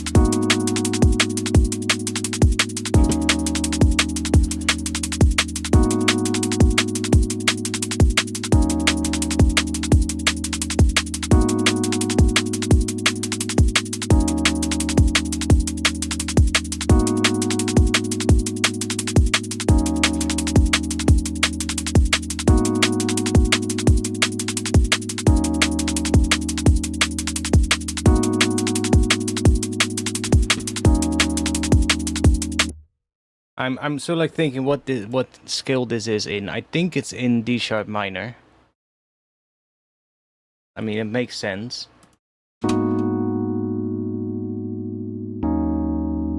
Like, it sounds like that is where it sort of like resolves, so I guess that is our root, but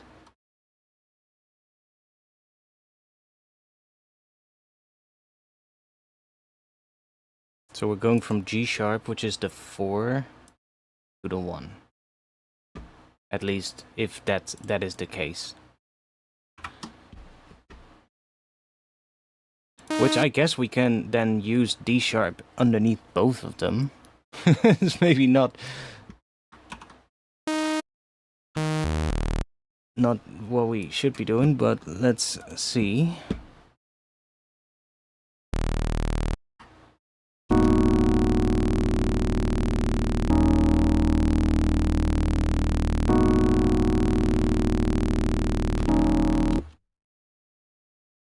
Let's just make a quick little patch here. Let's do that.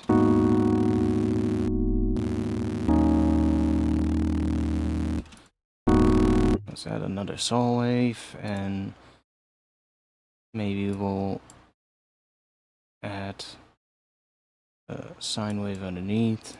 So this one, if we do per voice, should be the same every time it triggers.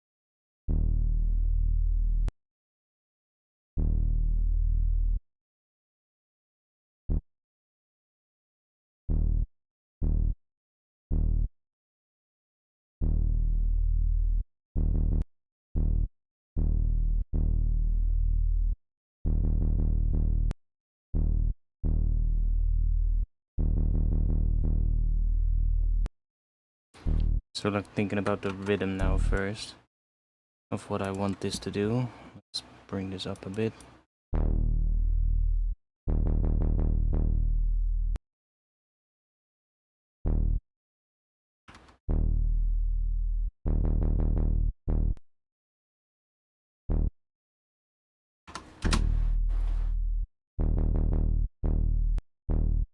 So I think that wants to go there.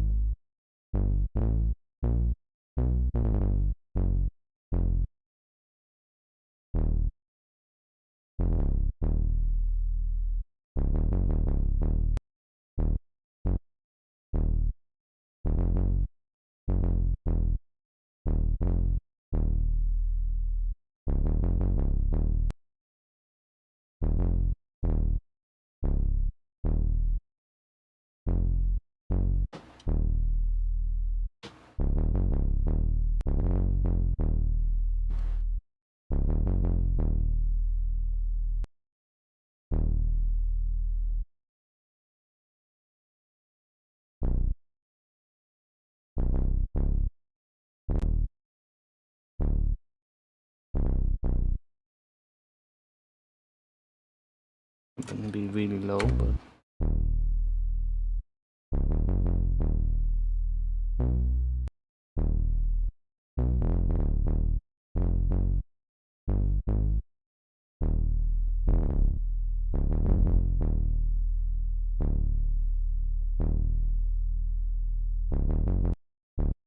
I'll just stick with this for now.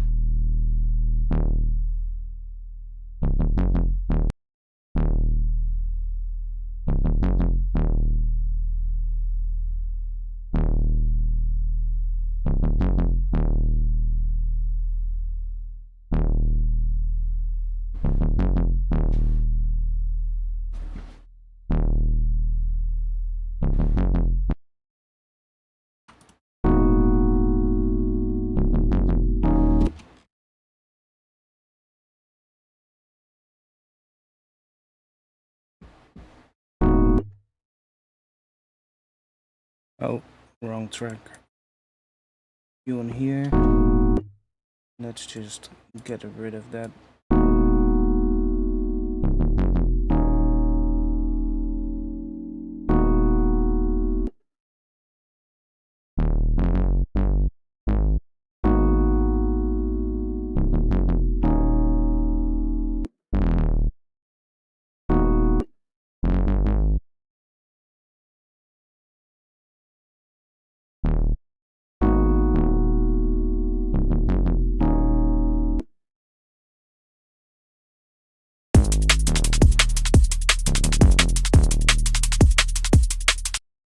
And some kind of thing at the end here where it does something else.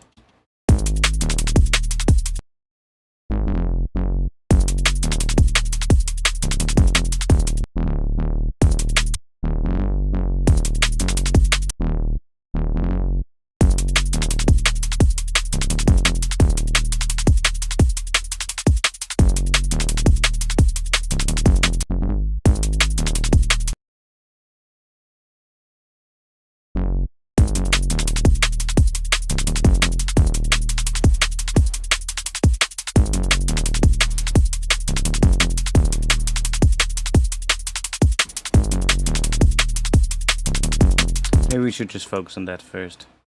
Focus on the bass and the drums, and then we'll come back to this later.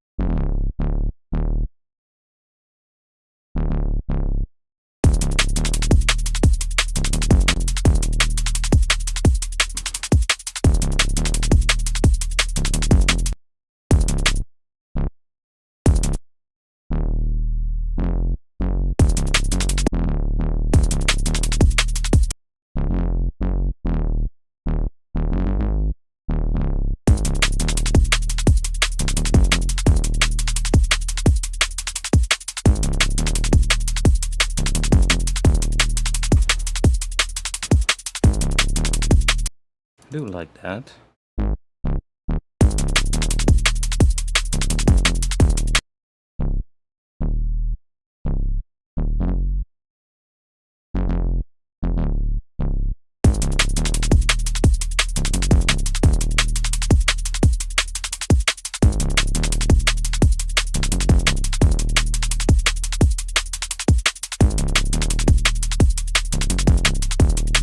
That could be cool.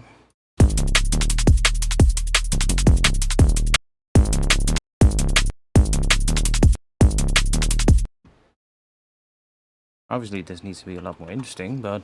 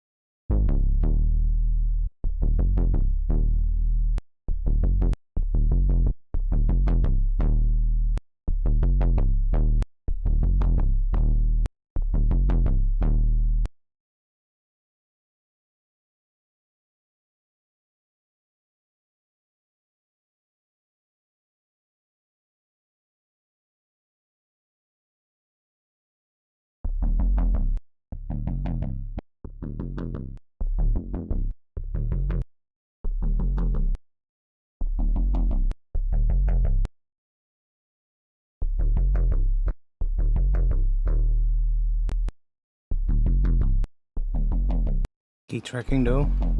It says it is, but I thought you could see it move here.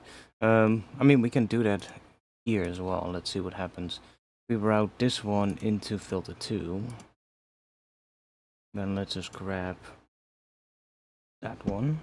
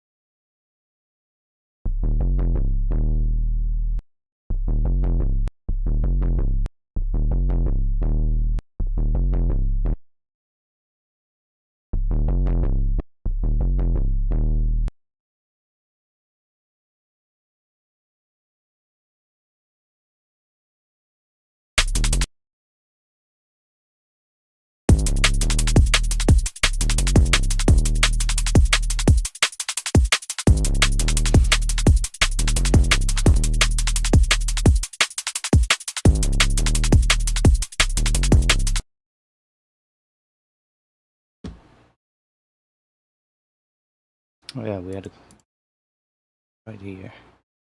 Just copy this one.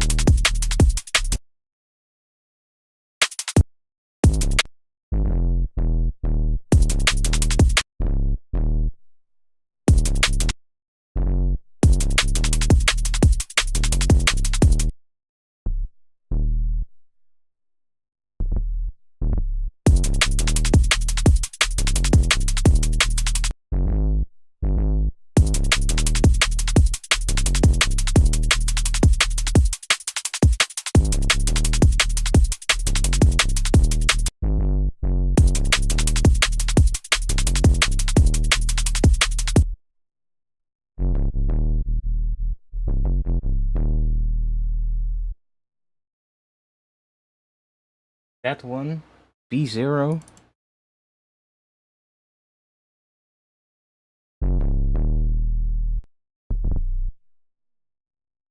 In this case, -1, but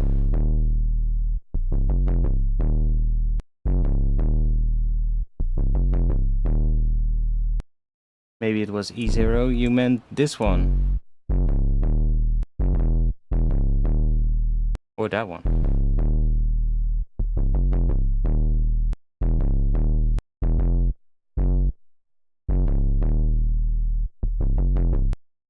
This? That's F sharp.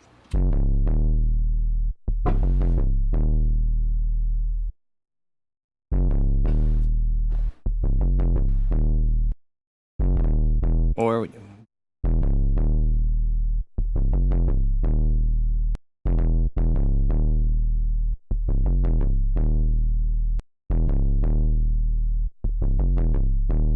I mean, that kind of works too. We changed the scale, I guess, but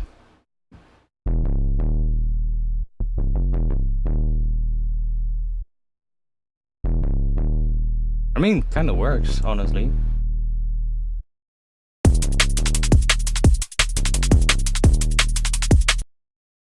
Maybe this thing wants to be different though, that second thing.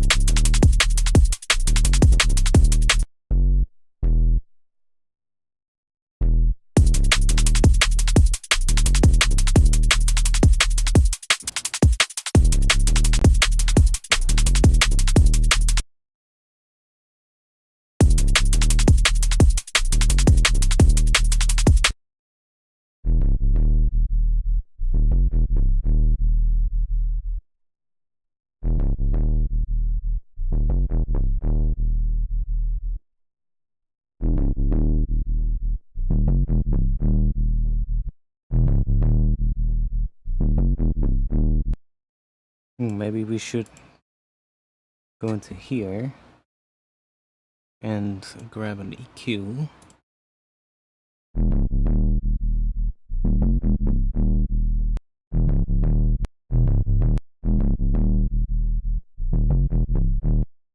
And then if we use maybe this one.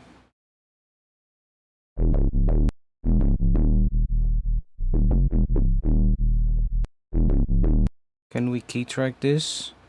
Why can't we not key track this like that? That would be so helpful. I mean, we can do this, but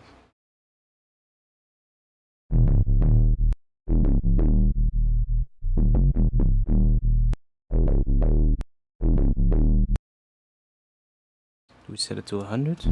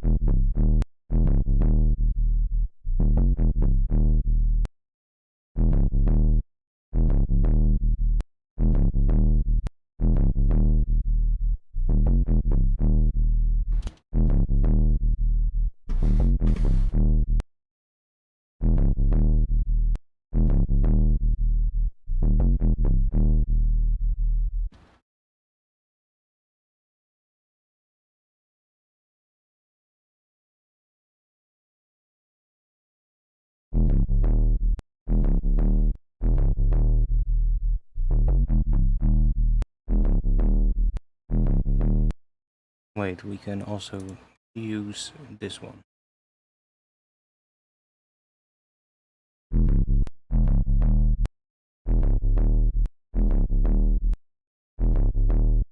Okay, so let's key track this one as well.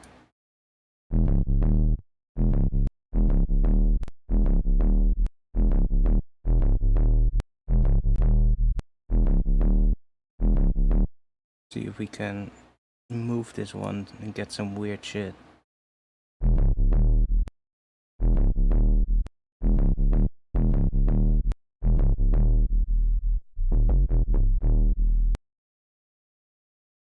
What if we use an LFO for it?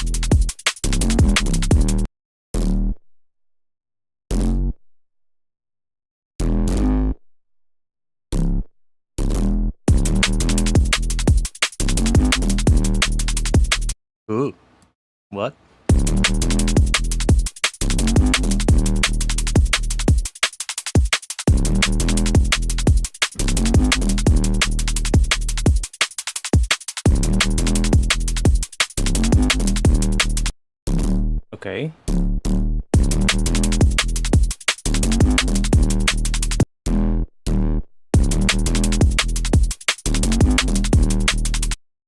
Interesting.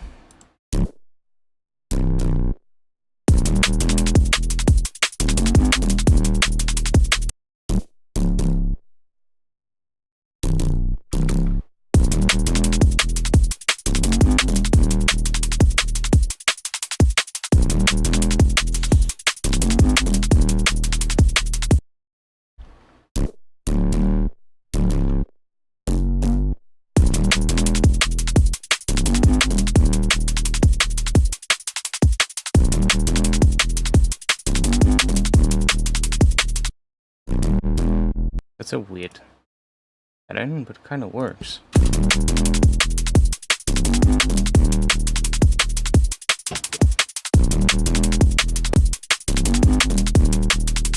But I would be going, basically it kind of goes from E to D sharp.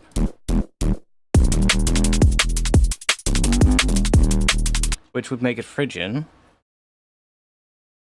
But it's kind of cool.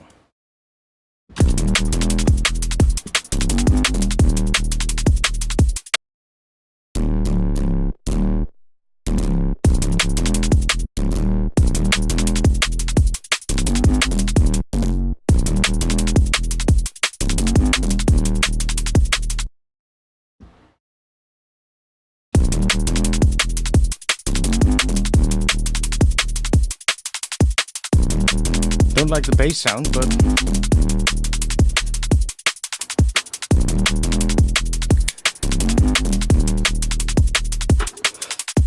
maybe we need to start making some intro stuff.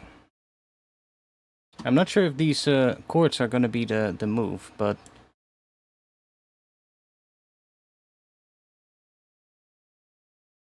I was mostly looking for a groove right now. I do like that. Minus then, of course, the bass sound not being the greatest, but that's something we can work on later.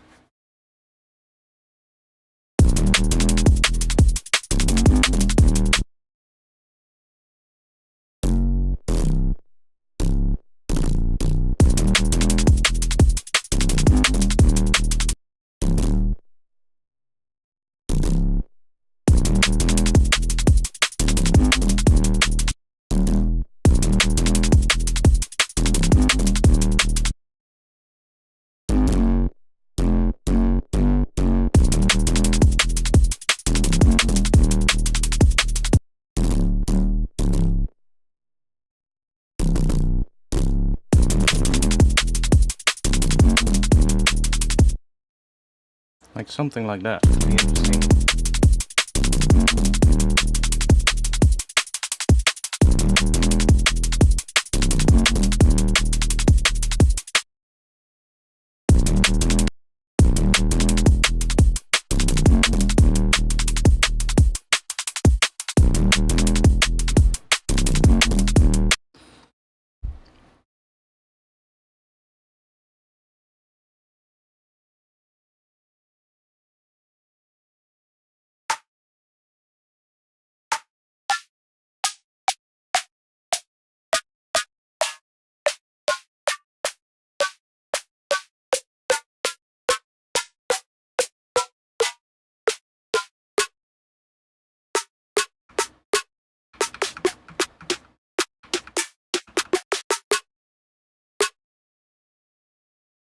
Let's see what we got with a different snare.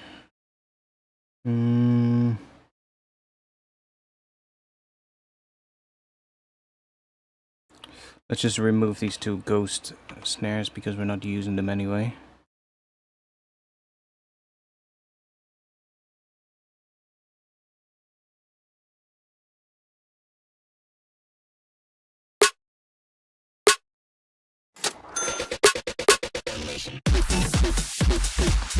Yo, thank you.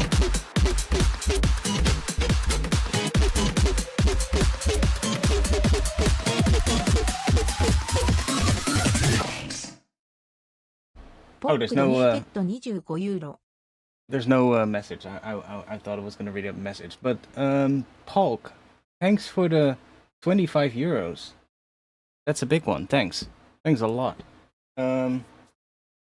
Nice. Yeah, exactly. Nice. I don't think he said anything in chat. He just came in and started throwing his bucks, you know. I appreciate it. Love a generous lurker.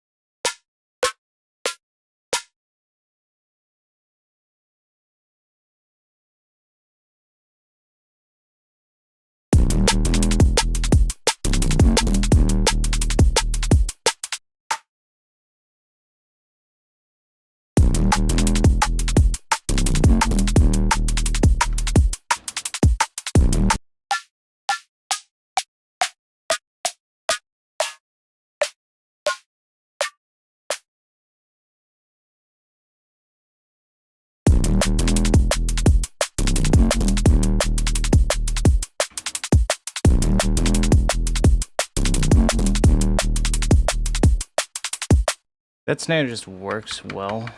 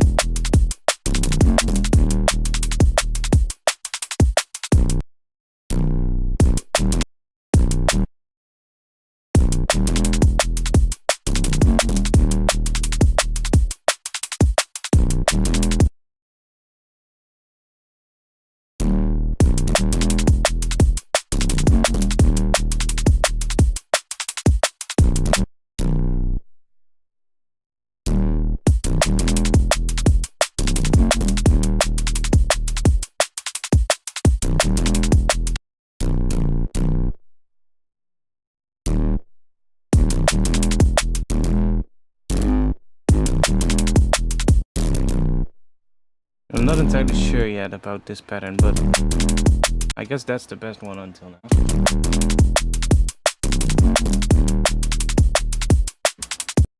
Okay, cool. I guess we just make some other sounds. Let's just do some sound design.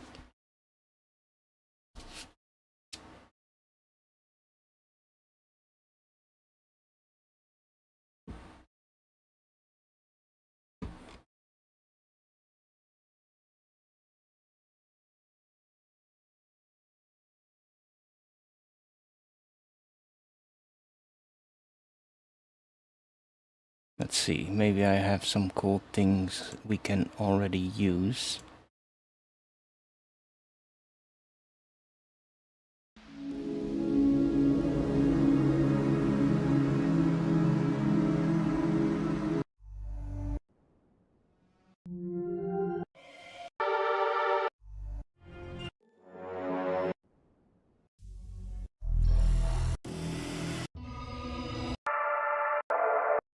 I do think we probably want to stick to that same kind of pattern as what we have here. So it's kind of doing this, going from E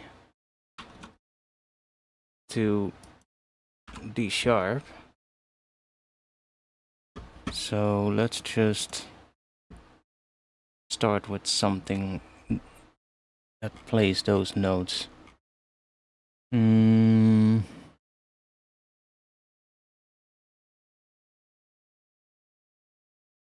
Let's just start with a bit of piano so we can figure out some stuff here.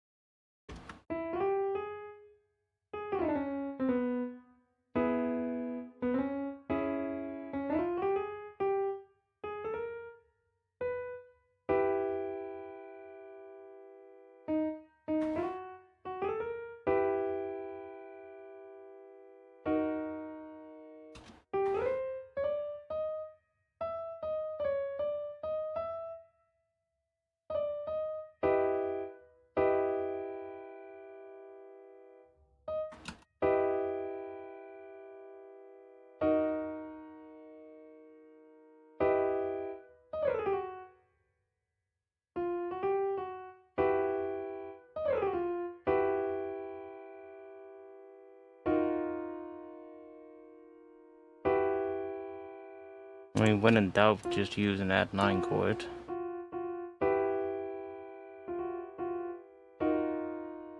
We get some weird shit, but it does always give an interesting vibe. Gives it a bit of crunch, you know? Does work for drum and bass, but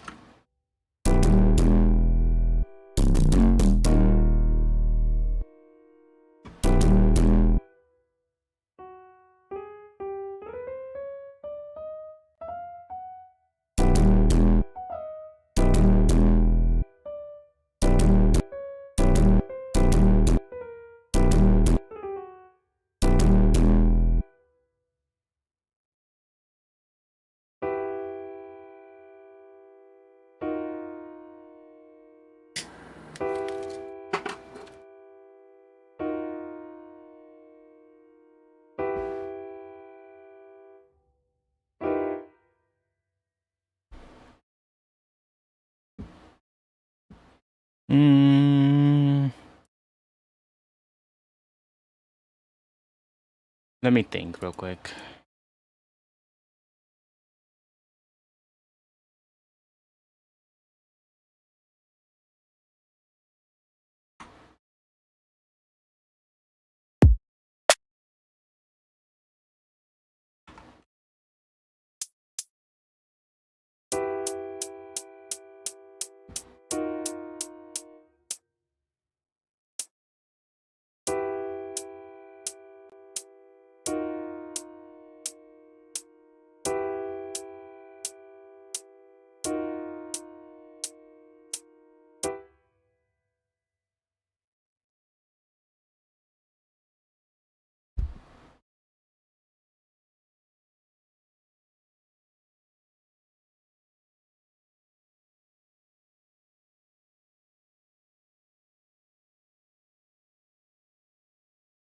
We need to force some cool sounds coming out of this, or just to do some sound design. What should we do?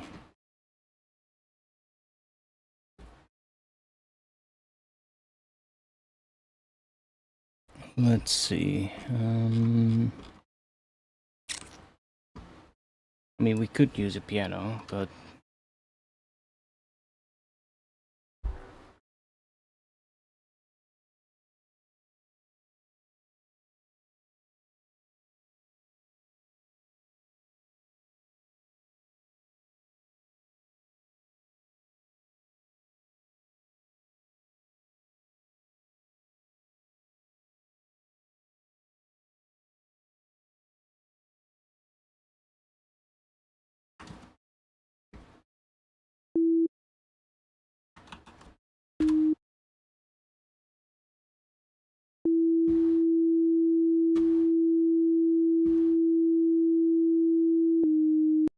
oh wait, that's too long.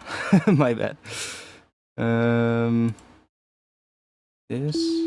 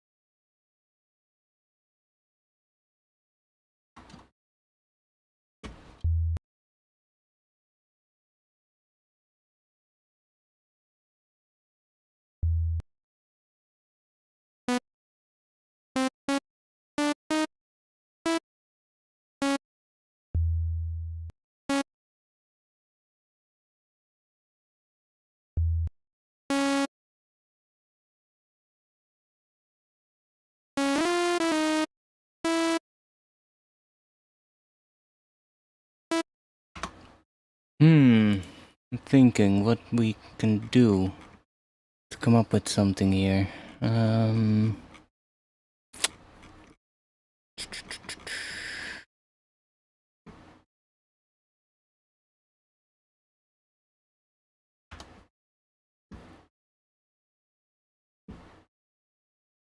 Let's go into my samples, see if we can find something here.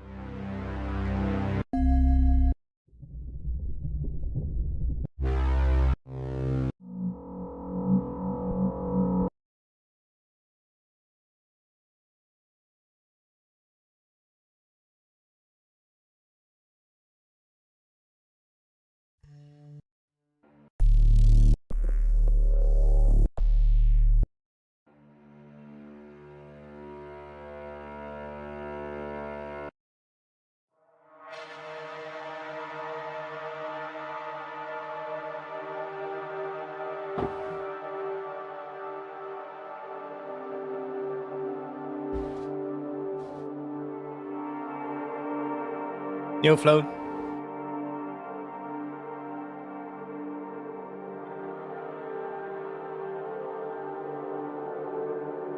Maybe we should just make some granular stuff like that. And just start in like Phrygian, that same kind of thing, and then we'll just start building something. Not really caring too much about the track. It might be a good thing to start with. Let's open up a contact.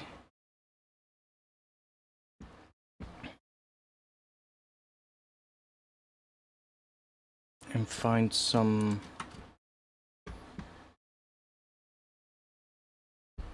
kind of sound here to start with. We'll just start with something here.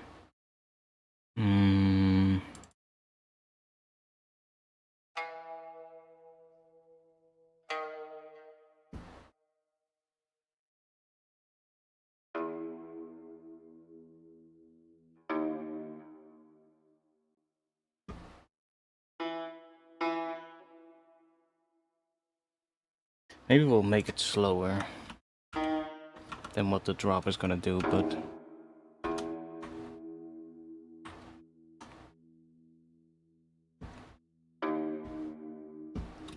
actually that feels too slow, so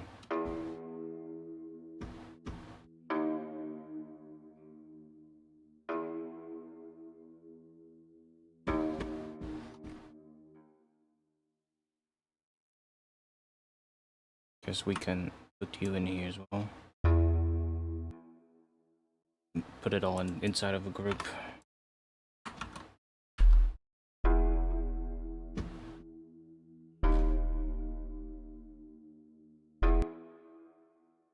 Although I think it might be nicer if it was actually slower, because then we can chop up this more. We can always chop it up later and so like make a cool thing out of what we get.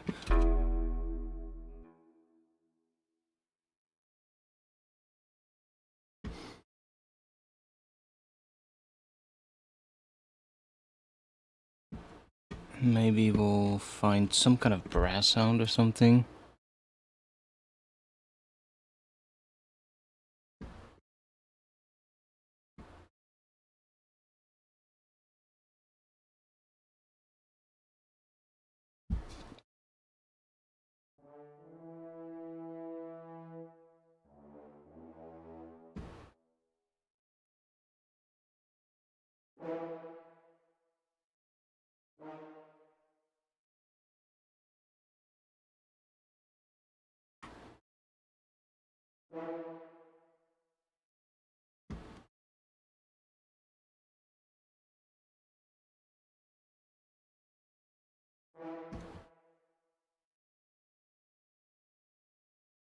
Make it a bit louder.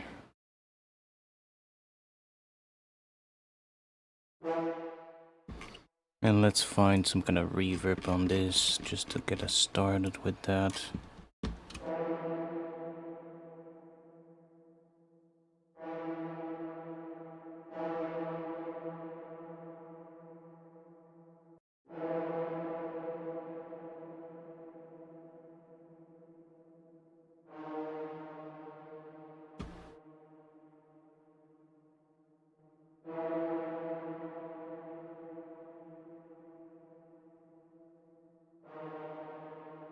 Why is the second note so much quieter? Well, whatever.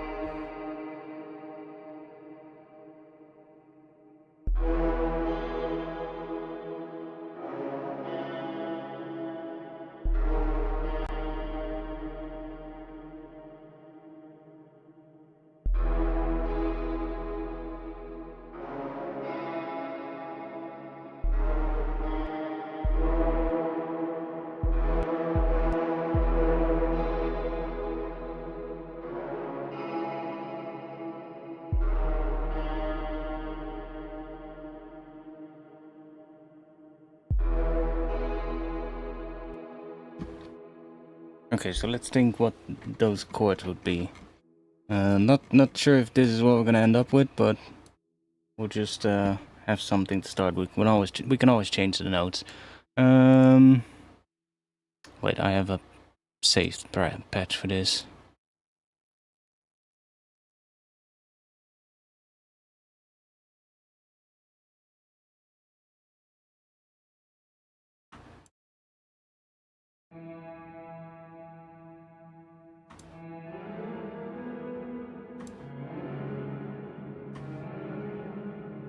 So it's kind of doing that.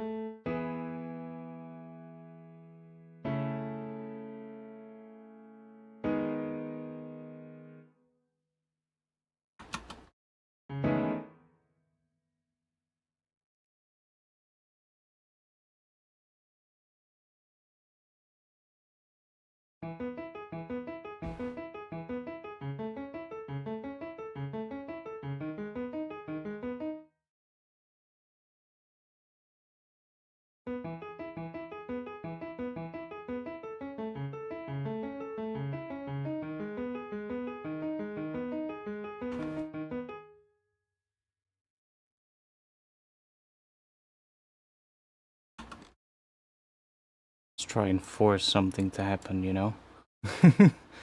Create a bit of an idea machine. Something that makes ideas for us. And see what happens.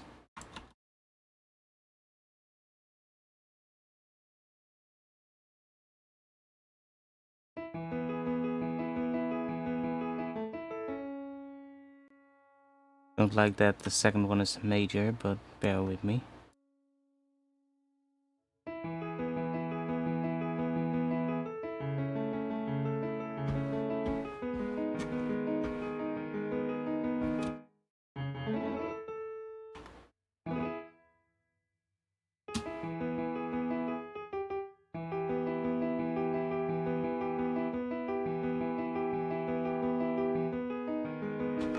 Maybe we'll just start with 2.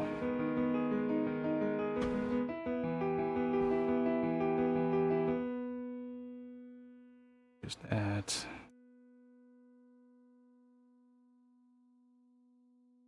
Can we do... Okay, that works. It's kind of giving us completely random notes now, but... Let's go D sharp... Phrygian.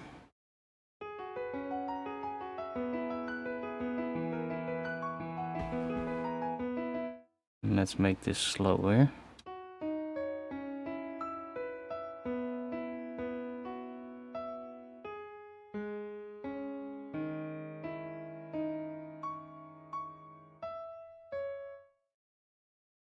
Set a random other, but it still played 2 notes that were the same. Don't know why, but...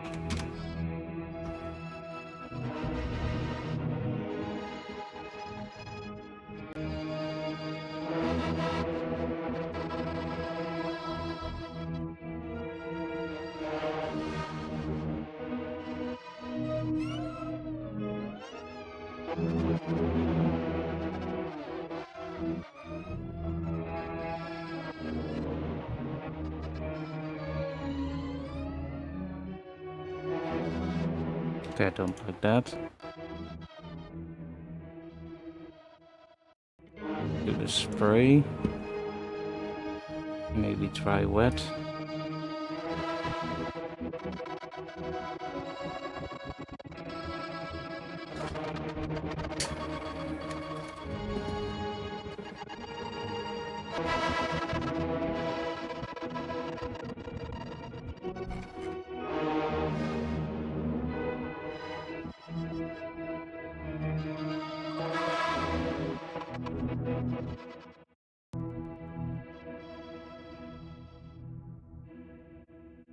Let's add a synth in here as well, so we get something that is a bit more mono. And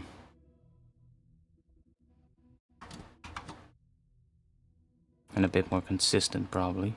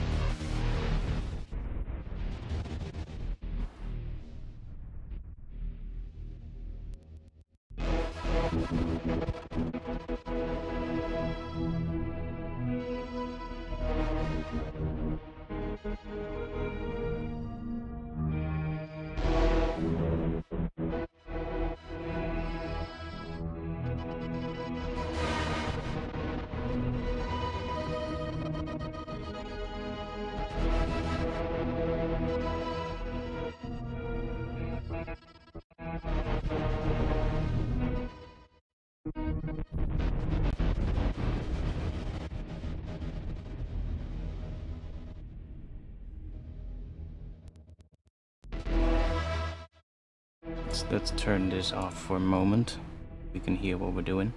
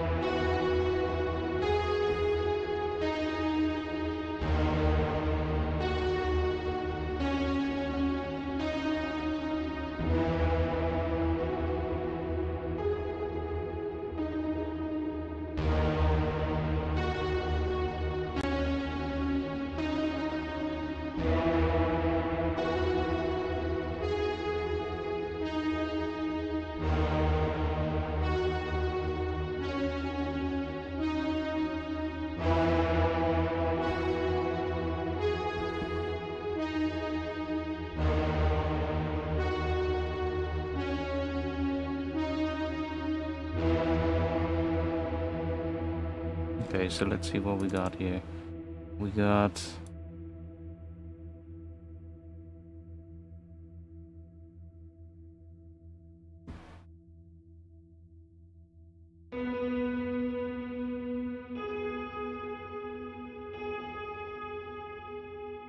Try that.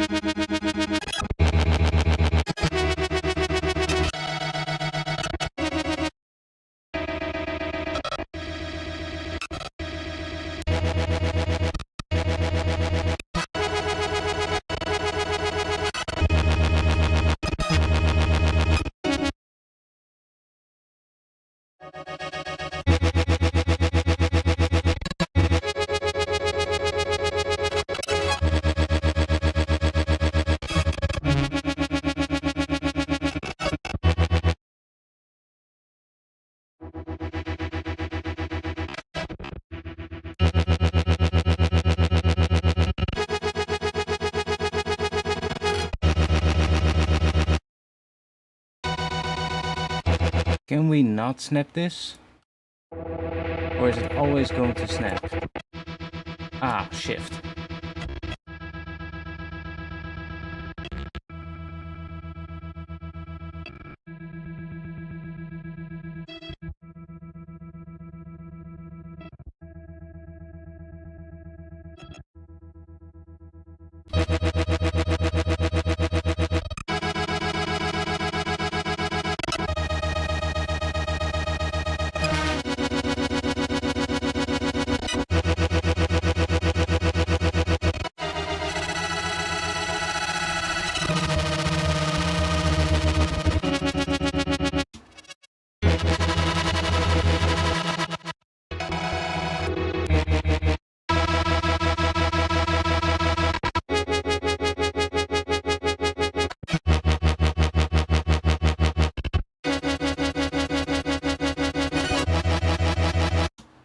Like it is making some cool sounds, but not exactly what I think I want.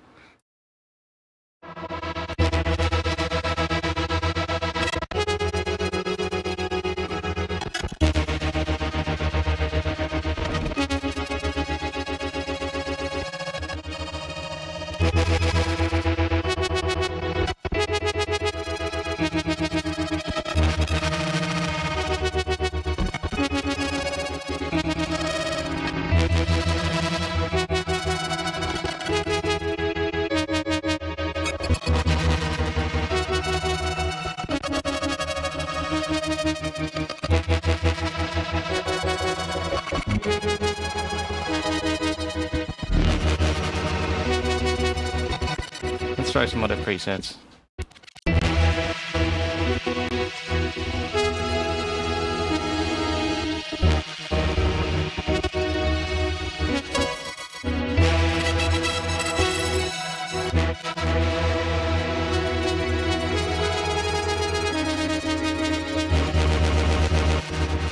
Up until we put the reverb after it.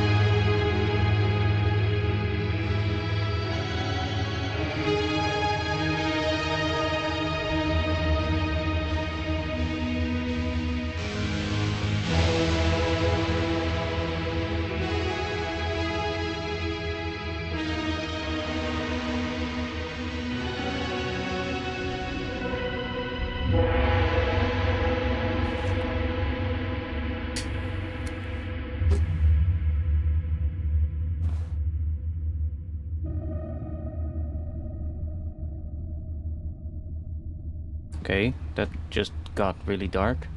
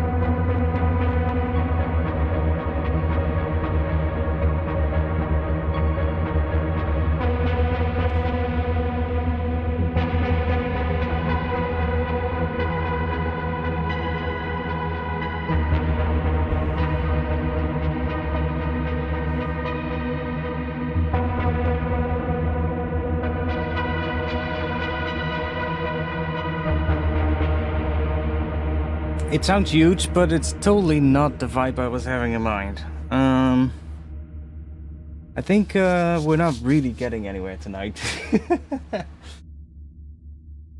Sadly, but it is what it is.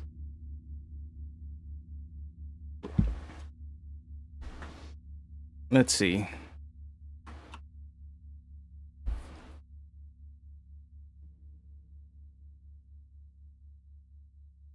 Oh yeah, we did have that weird thing from last week. I'm probably not going to be working on it much, but it actually sounds pretty interesting.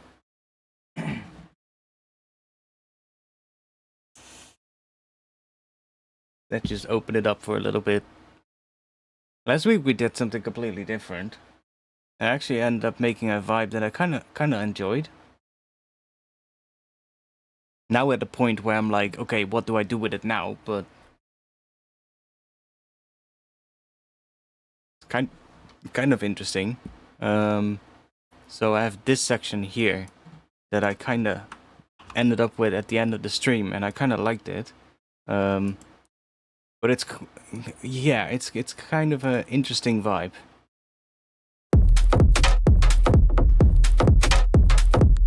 Is there something on the master making it quieter? Yeah. It's kind of a really interesting vibe.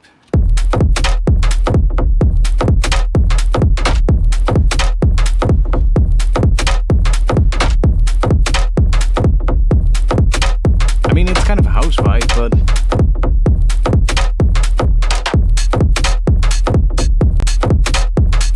has an interesting tone to it.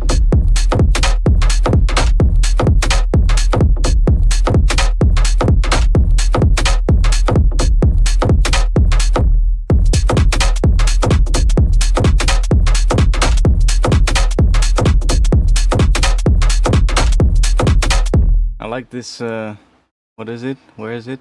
Is it this one?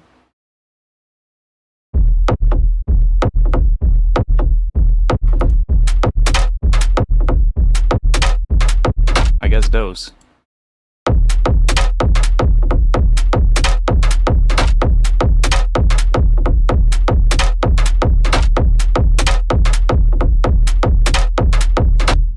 Which just started from some percussion, actually. Yeah, I know. It's just, I don't know. We're not really getting anywhere today. Which is fine.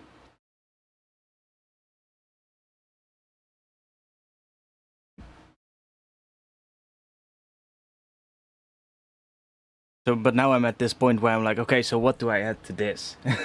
You know? I don't know what it is, honestly. I mean, it is some kind of house, but what? I don't know. Like, this just came from, like, a percussion sound, actually.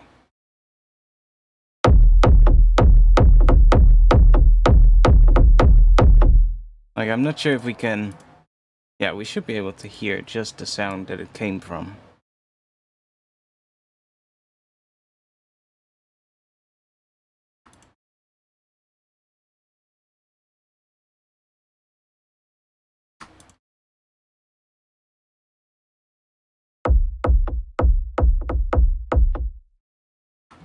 Let's just remove this one. Let's remove this one as well.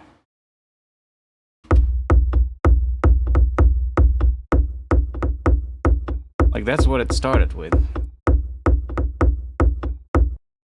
I don't think there's anything else on here. No, there's not. And then we had this thing as well. Which I guess is the same thing. Just with a... It's more like the mid part of it. I guess there's some stuff happening here, but not really important.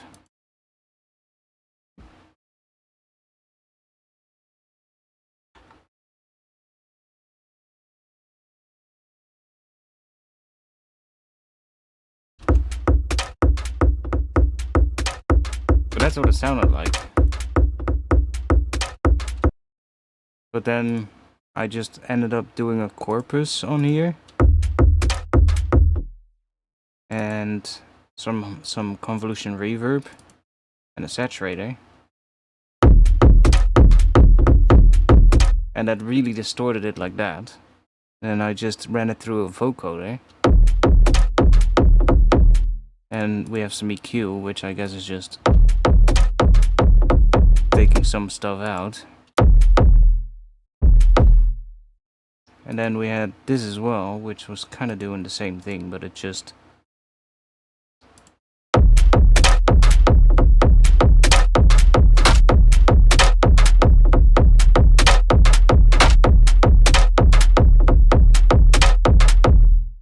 And that kind of became a bit of a groove.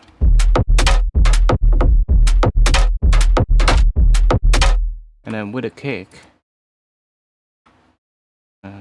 with that,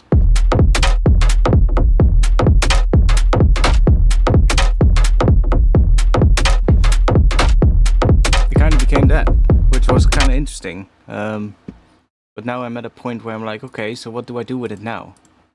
Where does this go?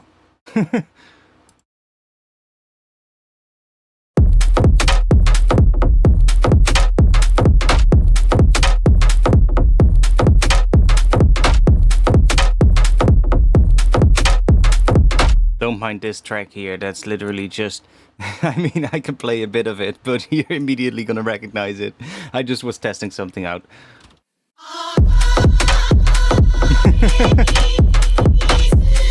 I was like, okay, I mean, it does work, but... yeah, I'm not sure where to take this, honestly.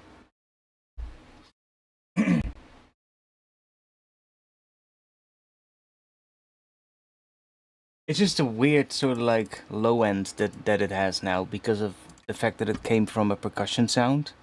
And I kind of like that weird low end that it has. Like it's kind of rumbly, but it still has a clear sub note. Even though it's not just like completely clean, you know, it has like some weird stuff in it. Which makes it more interesting, if you get what I mean.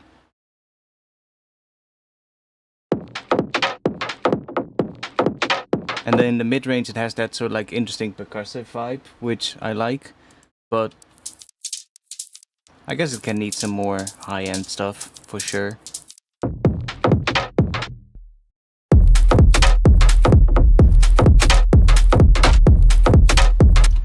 I'm just not sure where I would take this.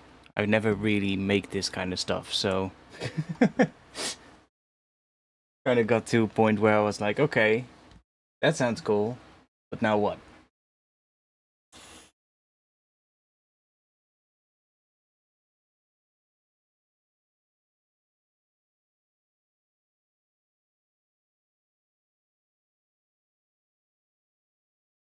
It was fun though, making this, for sure.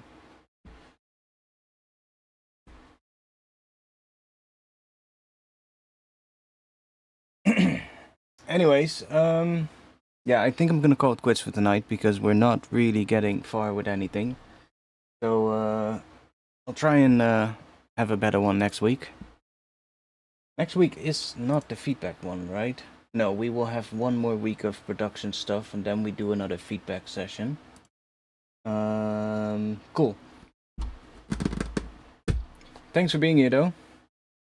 I'll be in the Discord. Also, who was the person who donated again?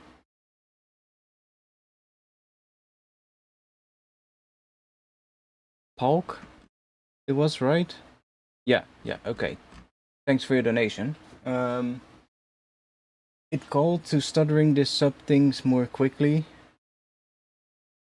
To shuddering this sub thing more quickly. Again, I'm sorry, I'm not entirely sure what you mean. Oh yeah, I am working on something as well, which is not completely not music related, but as you guys know, I played a skate game, right?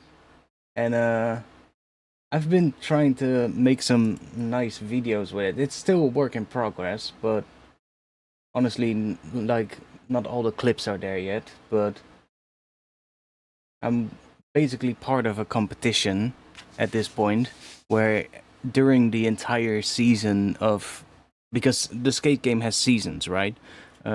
Basically like a lot of live service games have these days, they will have seasons, and every season has either a theme or whatever, and they introduce new things with every season, blah blah blah blah blah. So there's this competition going on that's sort of like organized by somebody in the community, And I'm currently in first place. And we have just like 2 weeks left, I believe. Wait, what is it? Next week is the 30th. I think that's the last day that I can submit.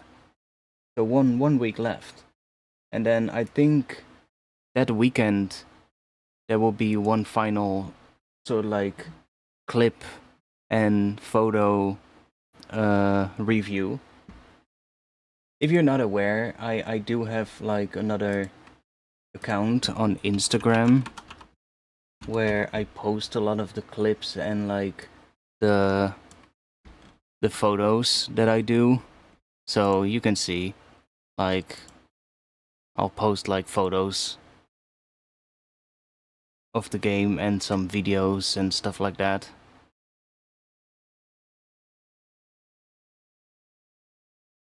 Which is kind of cool. Actually, sometimes getting some pretty cool notifications, like this post right here, for instance. I got notified that the official Girl Skate account, the official Girl Skateboards account, liked it, which was kind of cool. Because I, did a whole bunch of screenshots with the girl merch that they added into the game, and they liked it, so that was kind of fun. And I'm part of a couple of teams with this as well. Like, I'm part of the Dickies team and, a couple of other ones. I ended up on a magazine cover with it not too long ago, which was kind of fun. But yeah, I'm kind of working on some new videos. Oh yeah, I did this one. Which is kind of fun. I'm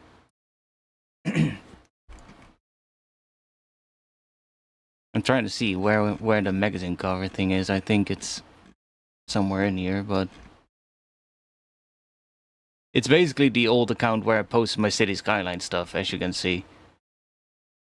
But it just suddenly went into Skate from here, and yeah, it's been Skate ever since, which is fun because I used to play the old Skate games a lot. So, oh yeah, we did this one, which was kind of related to the magazine. Not sure if I can play the music, but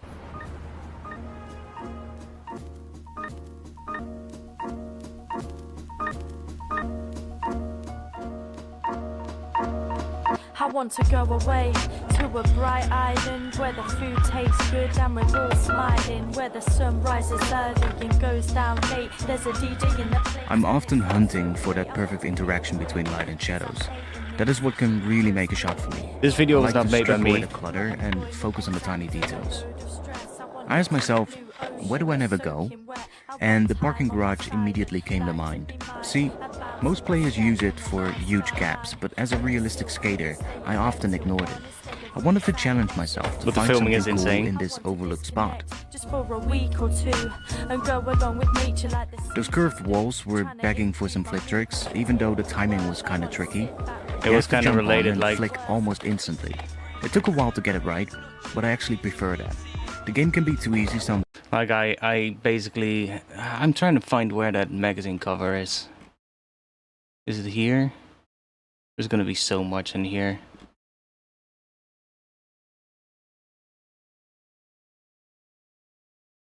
Should be in here somewhere.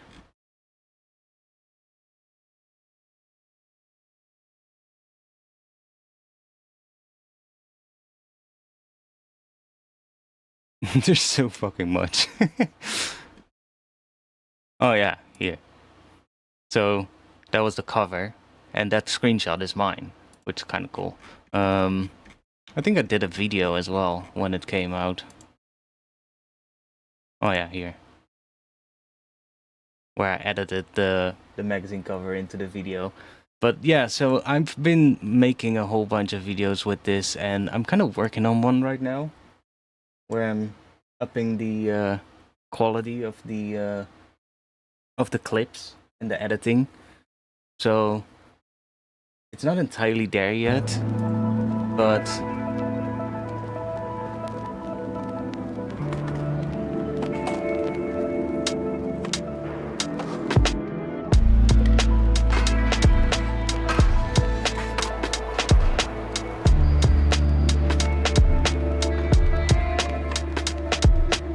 to redo some of the clips, but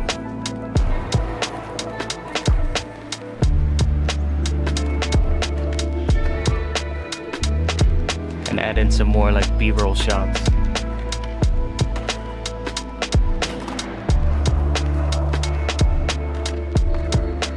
Like this clip I want to remove. I have a better one now.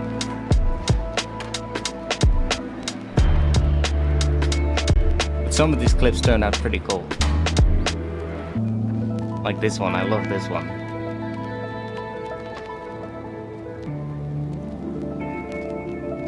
Just the lighting and everything. And it's pretty fun because like if you see what the game normally looks like you know me, like with the city skyline stuff, I also pushed it to basically to the limits of what I was able to do with it. And I'm kind of doing the same thing now, where if you see most people's screenshots and photos that they post, they're all pretty basic, you know. They will look exactly like the game, and the game doesn't really look all that realistic, but with a little bit of editing and a little bit of work.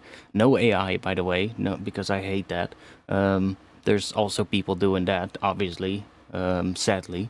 But I try and do as much myself, and like with some editing, you can make a lot of the screenshots and such look pretty good for like what the game actually looks like. Like some of these screenshots. Like, where do we have some cool ones? Here? Oh, I like my own post. Yeah, I guess like these ones. Like, the game doesn't look like that. It looks really flat with the lighting and such, but I try and do quite a bit to it. Beats are quite nice too. Yeah, that's just something I quickly threw together, honestly.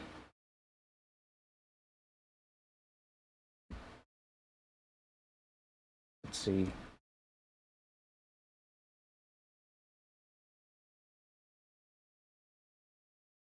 Wait, I can probably...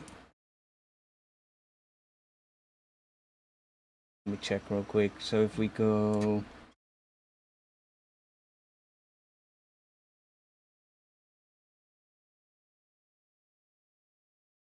I don't know which screenshot I used, but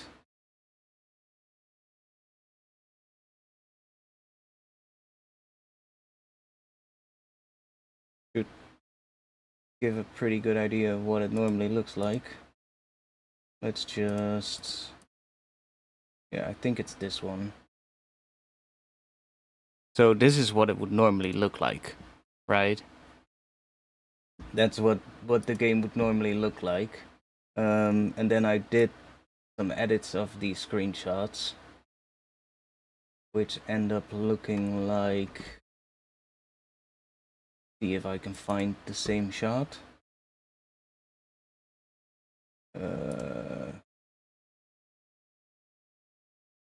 Which one is it? Is it this one? I mean, I don't think it's the same one, but...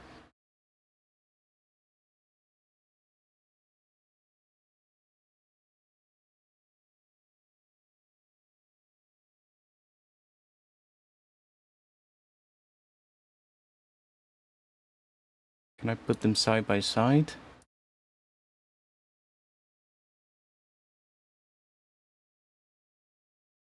I think it might actually be the same one. Now I'm looking at it, yeah. So, with a little bit of editing, you can already get it to look so much better.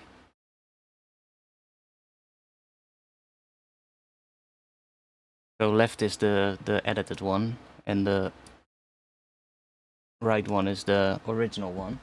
But then I'm sort of like pushing that to another level and kind of using my my graphic design skills, because this clothing item was added into the game, and it has like, it's called cadmium tech or something.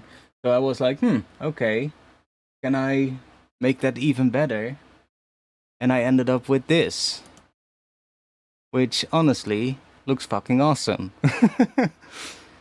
So when people are gonna see, I haven't posted it yet, but when people are gonna see this, they're like, what the fuck, how did you do that? I already know it. But that's kind of what I like to do, right? Just like make like some magazine advert style thing of what I ended up with. And just pushing it further than what the rest of the community is doing. And the same I'm trying to do with the videos. Because I used to be a skateboarder. I used to skate a lot in real life. We used to film and photograph some stuff and dabble into that, even though it's like a long time ago. And back then I didn't have the skills I have now, but now I do. But I don't skate anymore because of my knee. But this is kind of like a good sort of like thing. It scratches the same itch, you know.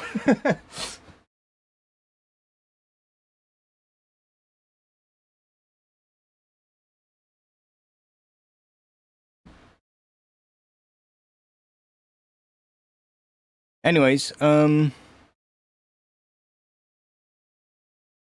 yeah, there's like I still have a whole bunch of these things that I didn't even do something with. Let's see.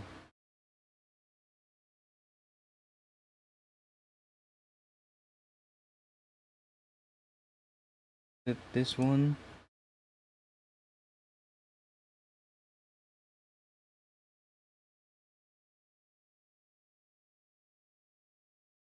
There's also like a magazine kind of page, right? That you would see in like a skate magazine, basically. Don't mind the sponsors down here because this one has already disappeared. That was one of the sponsors that that I was part of, but I don't know. The dude running that was just it was kind of weird. He just never responded to messages, and then suddenly one day he just removed the page. He just dipped, and everyone on the team was like, "What? What? What the fuck happened?" So that I need to redo it and remove that, but it's kind of fun making those things. I used to do graphic design in school, so it's kind of fun to use it again.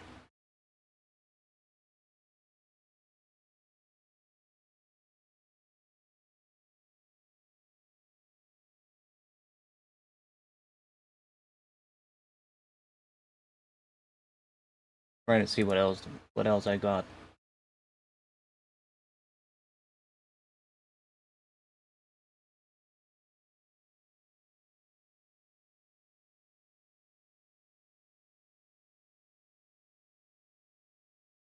Not much, to be honest.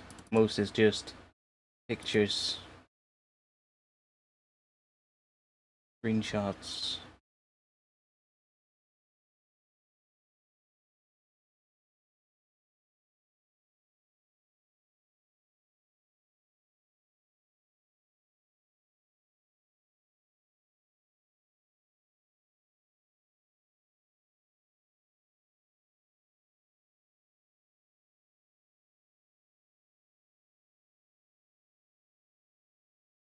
But yeah, I do like to sort of like push it to see how far I can take it in terms of like what the images end up looking like, you know?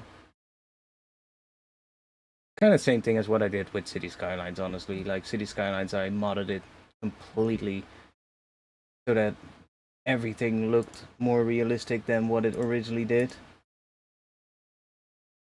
And obviously I cannot mod this game because it's a live service game, so they don't want that.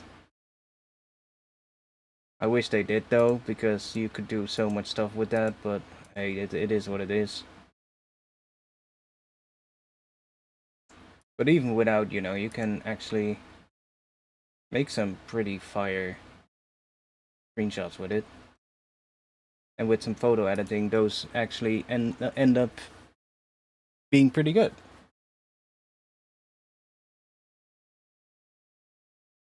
I mean, yeah, I went to art school and I actually studied graphic design, so it is something I actually learned in school. It's just that, I never really worked a lot in that field. I mostly ended up using it for my own stuff after I finished art school. But that's fine too. It has taught me a lot of stuff. Like, I learned a lot of graphic design stuff and I guess photo editing skills as well. And then of course a lot of that also included like stuff that was related to print media, which isn't that big of a thing anymore. But when I was in art school, it was. You know, you still had a ton of magazines and stuff like that. Nowadays, magazines are pretty dead, honestly, because of like, you know, everything, the internet and all that stuff. But that a lot of that skill still translate to other stuff, you know, like digital stuff. Because it all has to do with like text and images and how to make that look good and all that kind of stuff. And that is kind of still the same, you know, especially if you look at like social media posts, for instance. Like it's basically the same thing, but then it's a different medium now. It's not a magazine anymore, but it's like a post on social media. But often there's still like design stuff and text stuff involved and like making it look good with images and all that kind of stuff. So it's kind of the same thing. Just a different platform, I guess. So I learned a lot of that in school.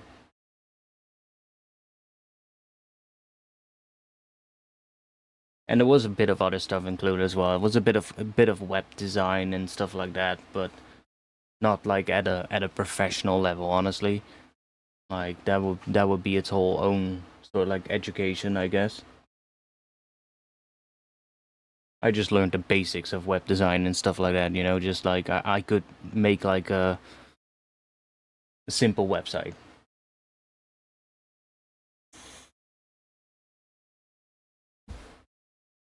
But you know, like a lot of like the photo editing stuff that I would do with like my actual photographs, you know, that the sort of like the basics of that I learned in school, and then after that I, you know, started using it more and actually did a lot more photography with all the abandoned places that I went to, and you know I started really working on like photo editing a lot.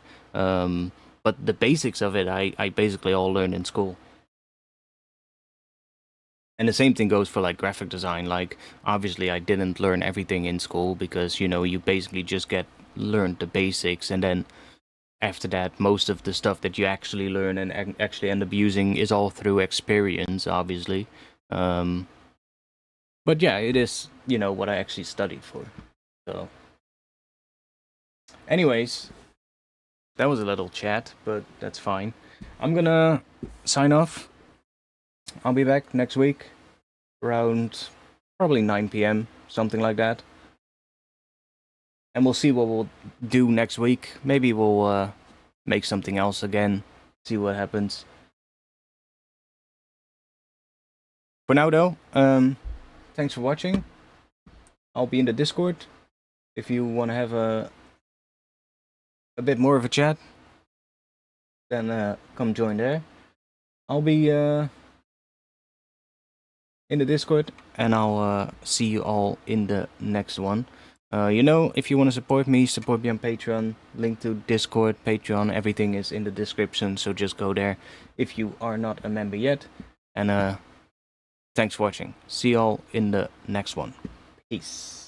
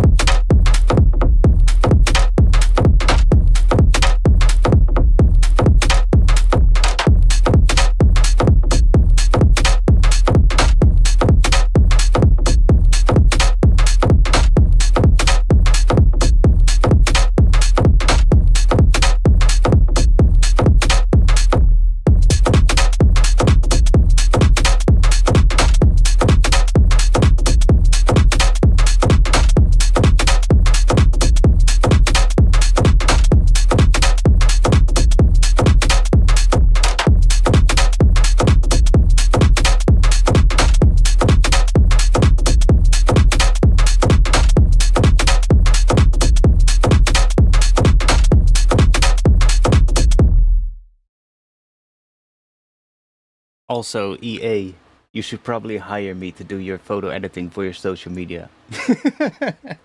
Okay, guys, see you next week. Peace.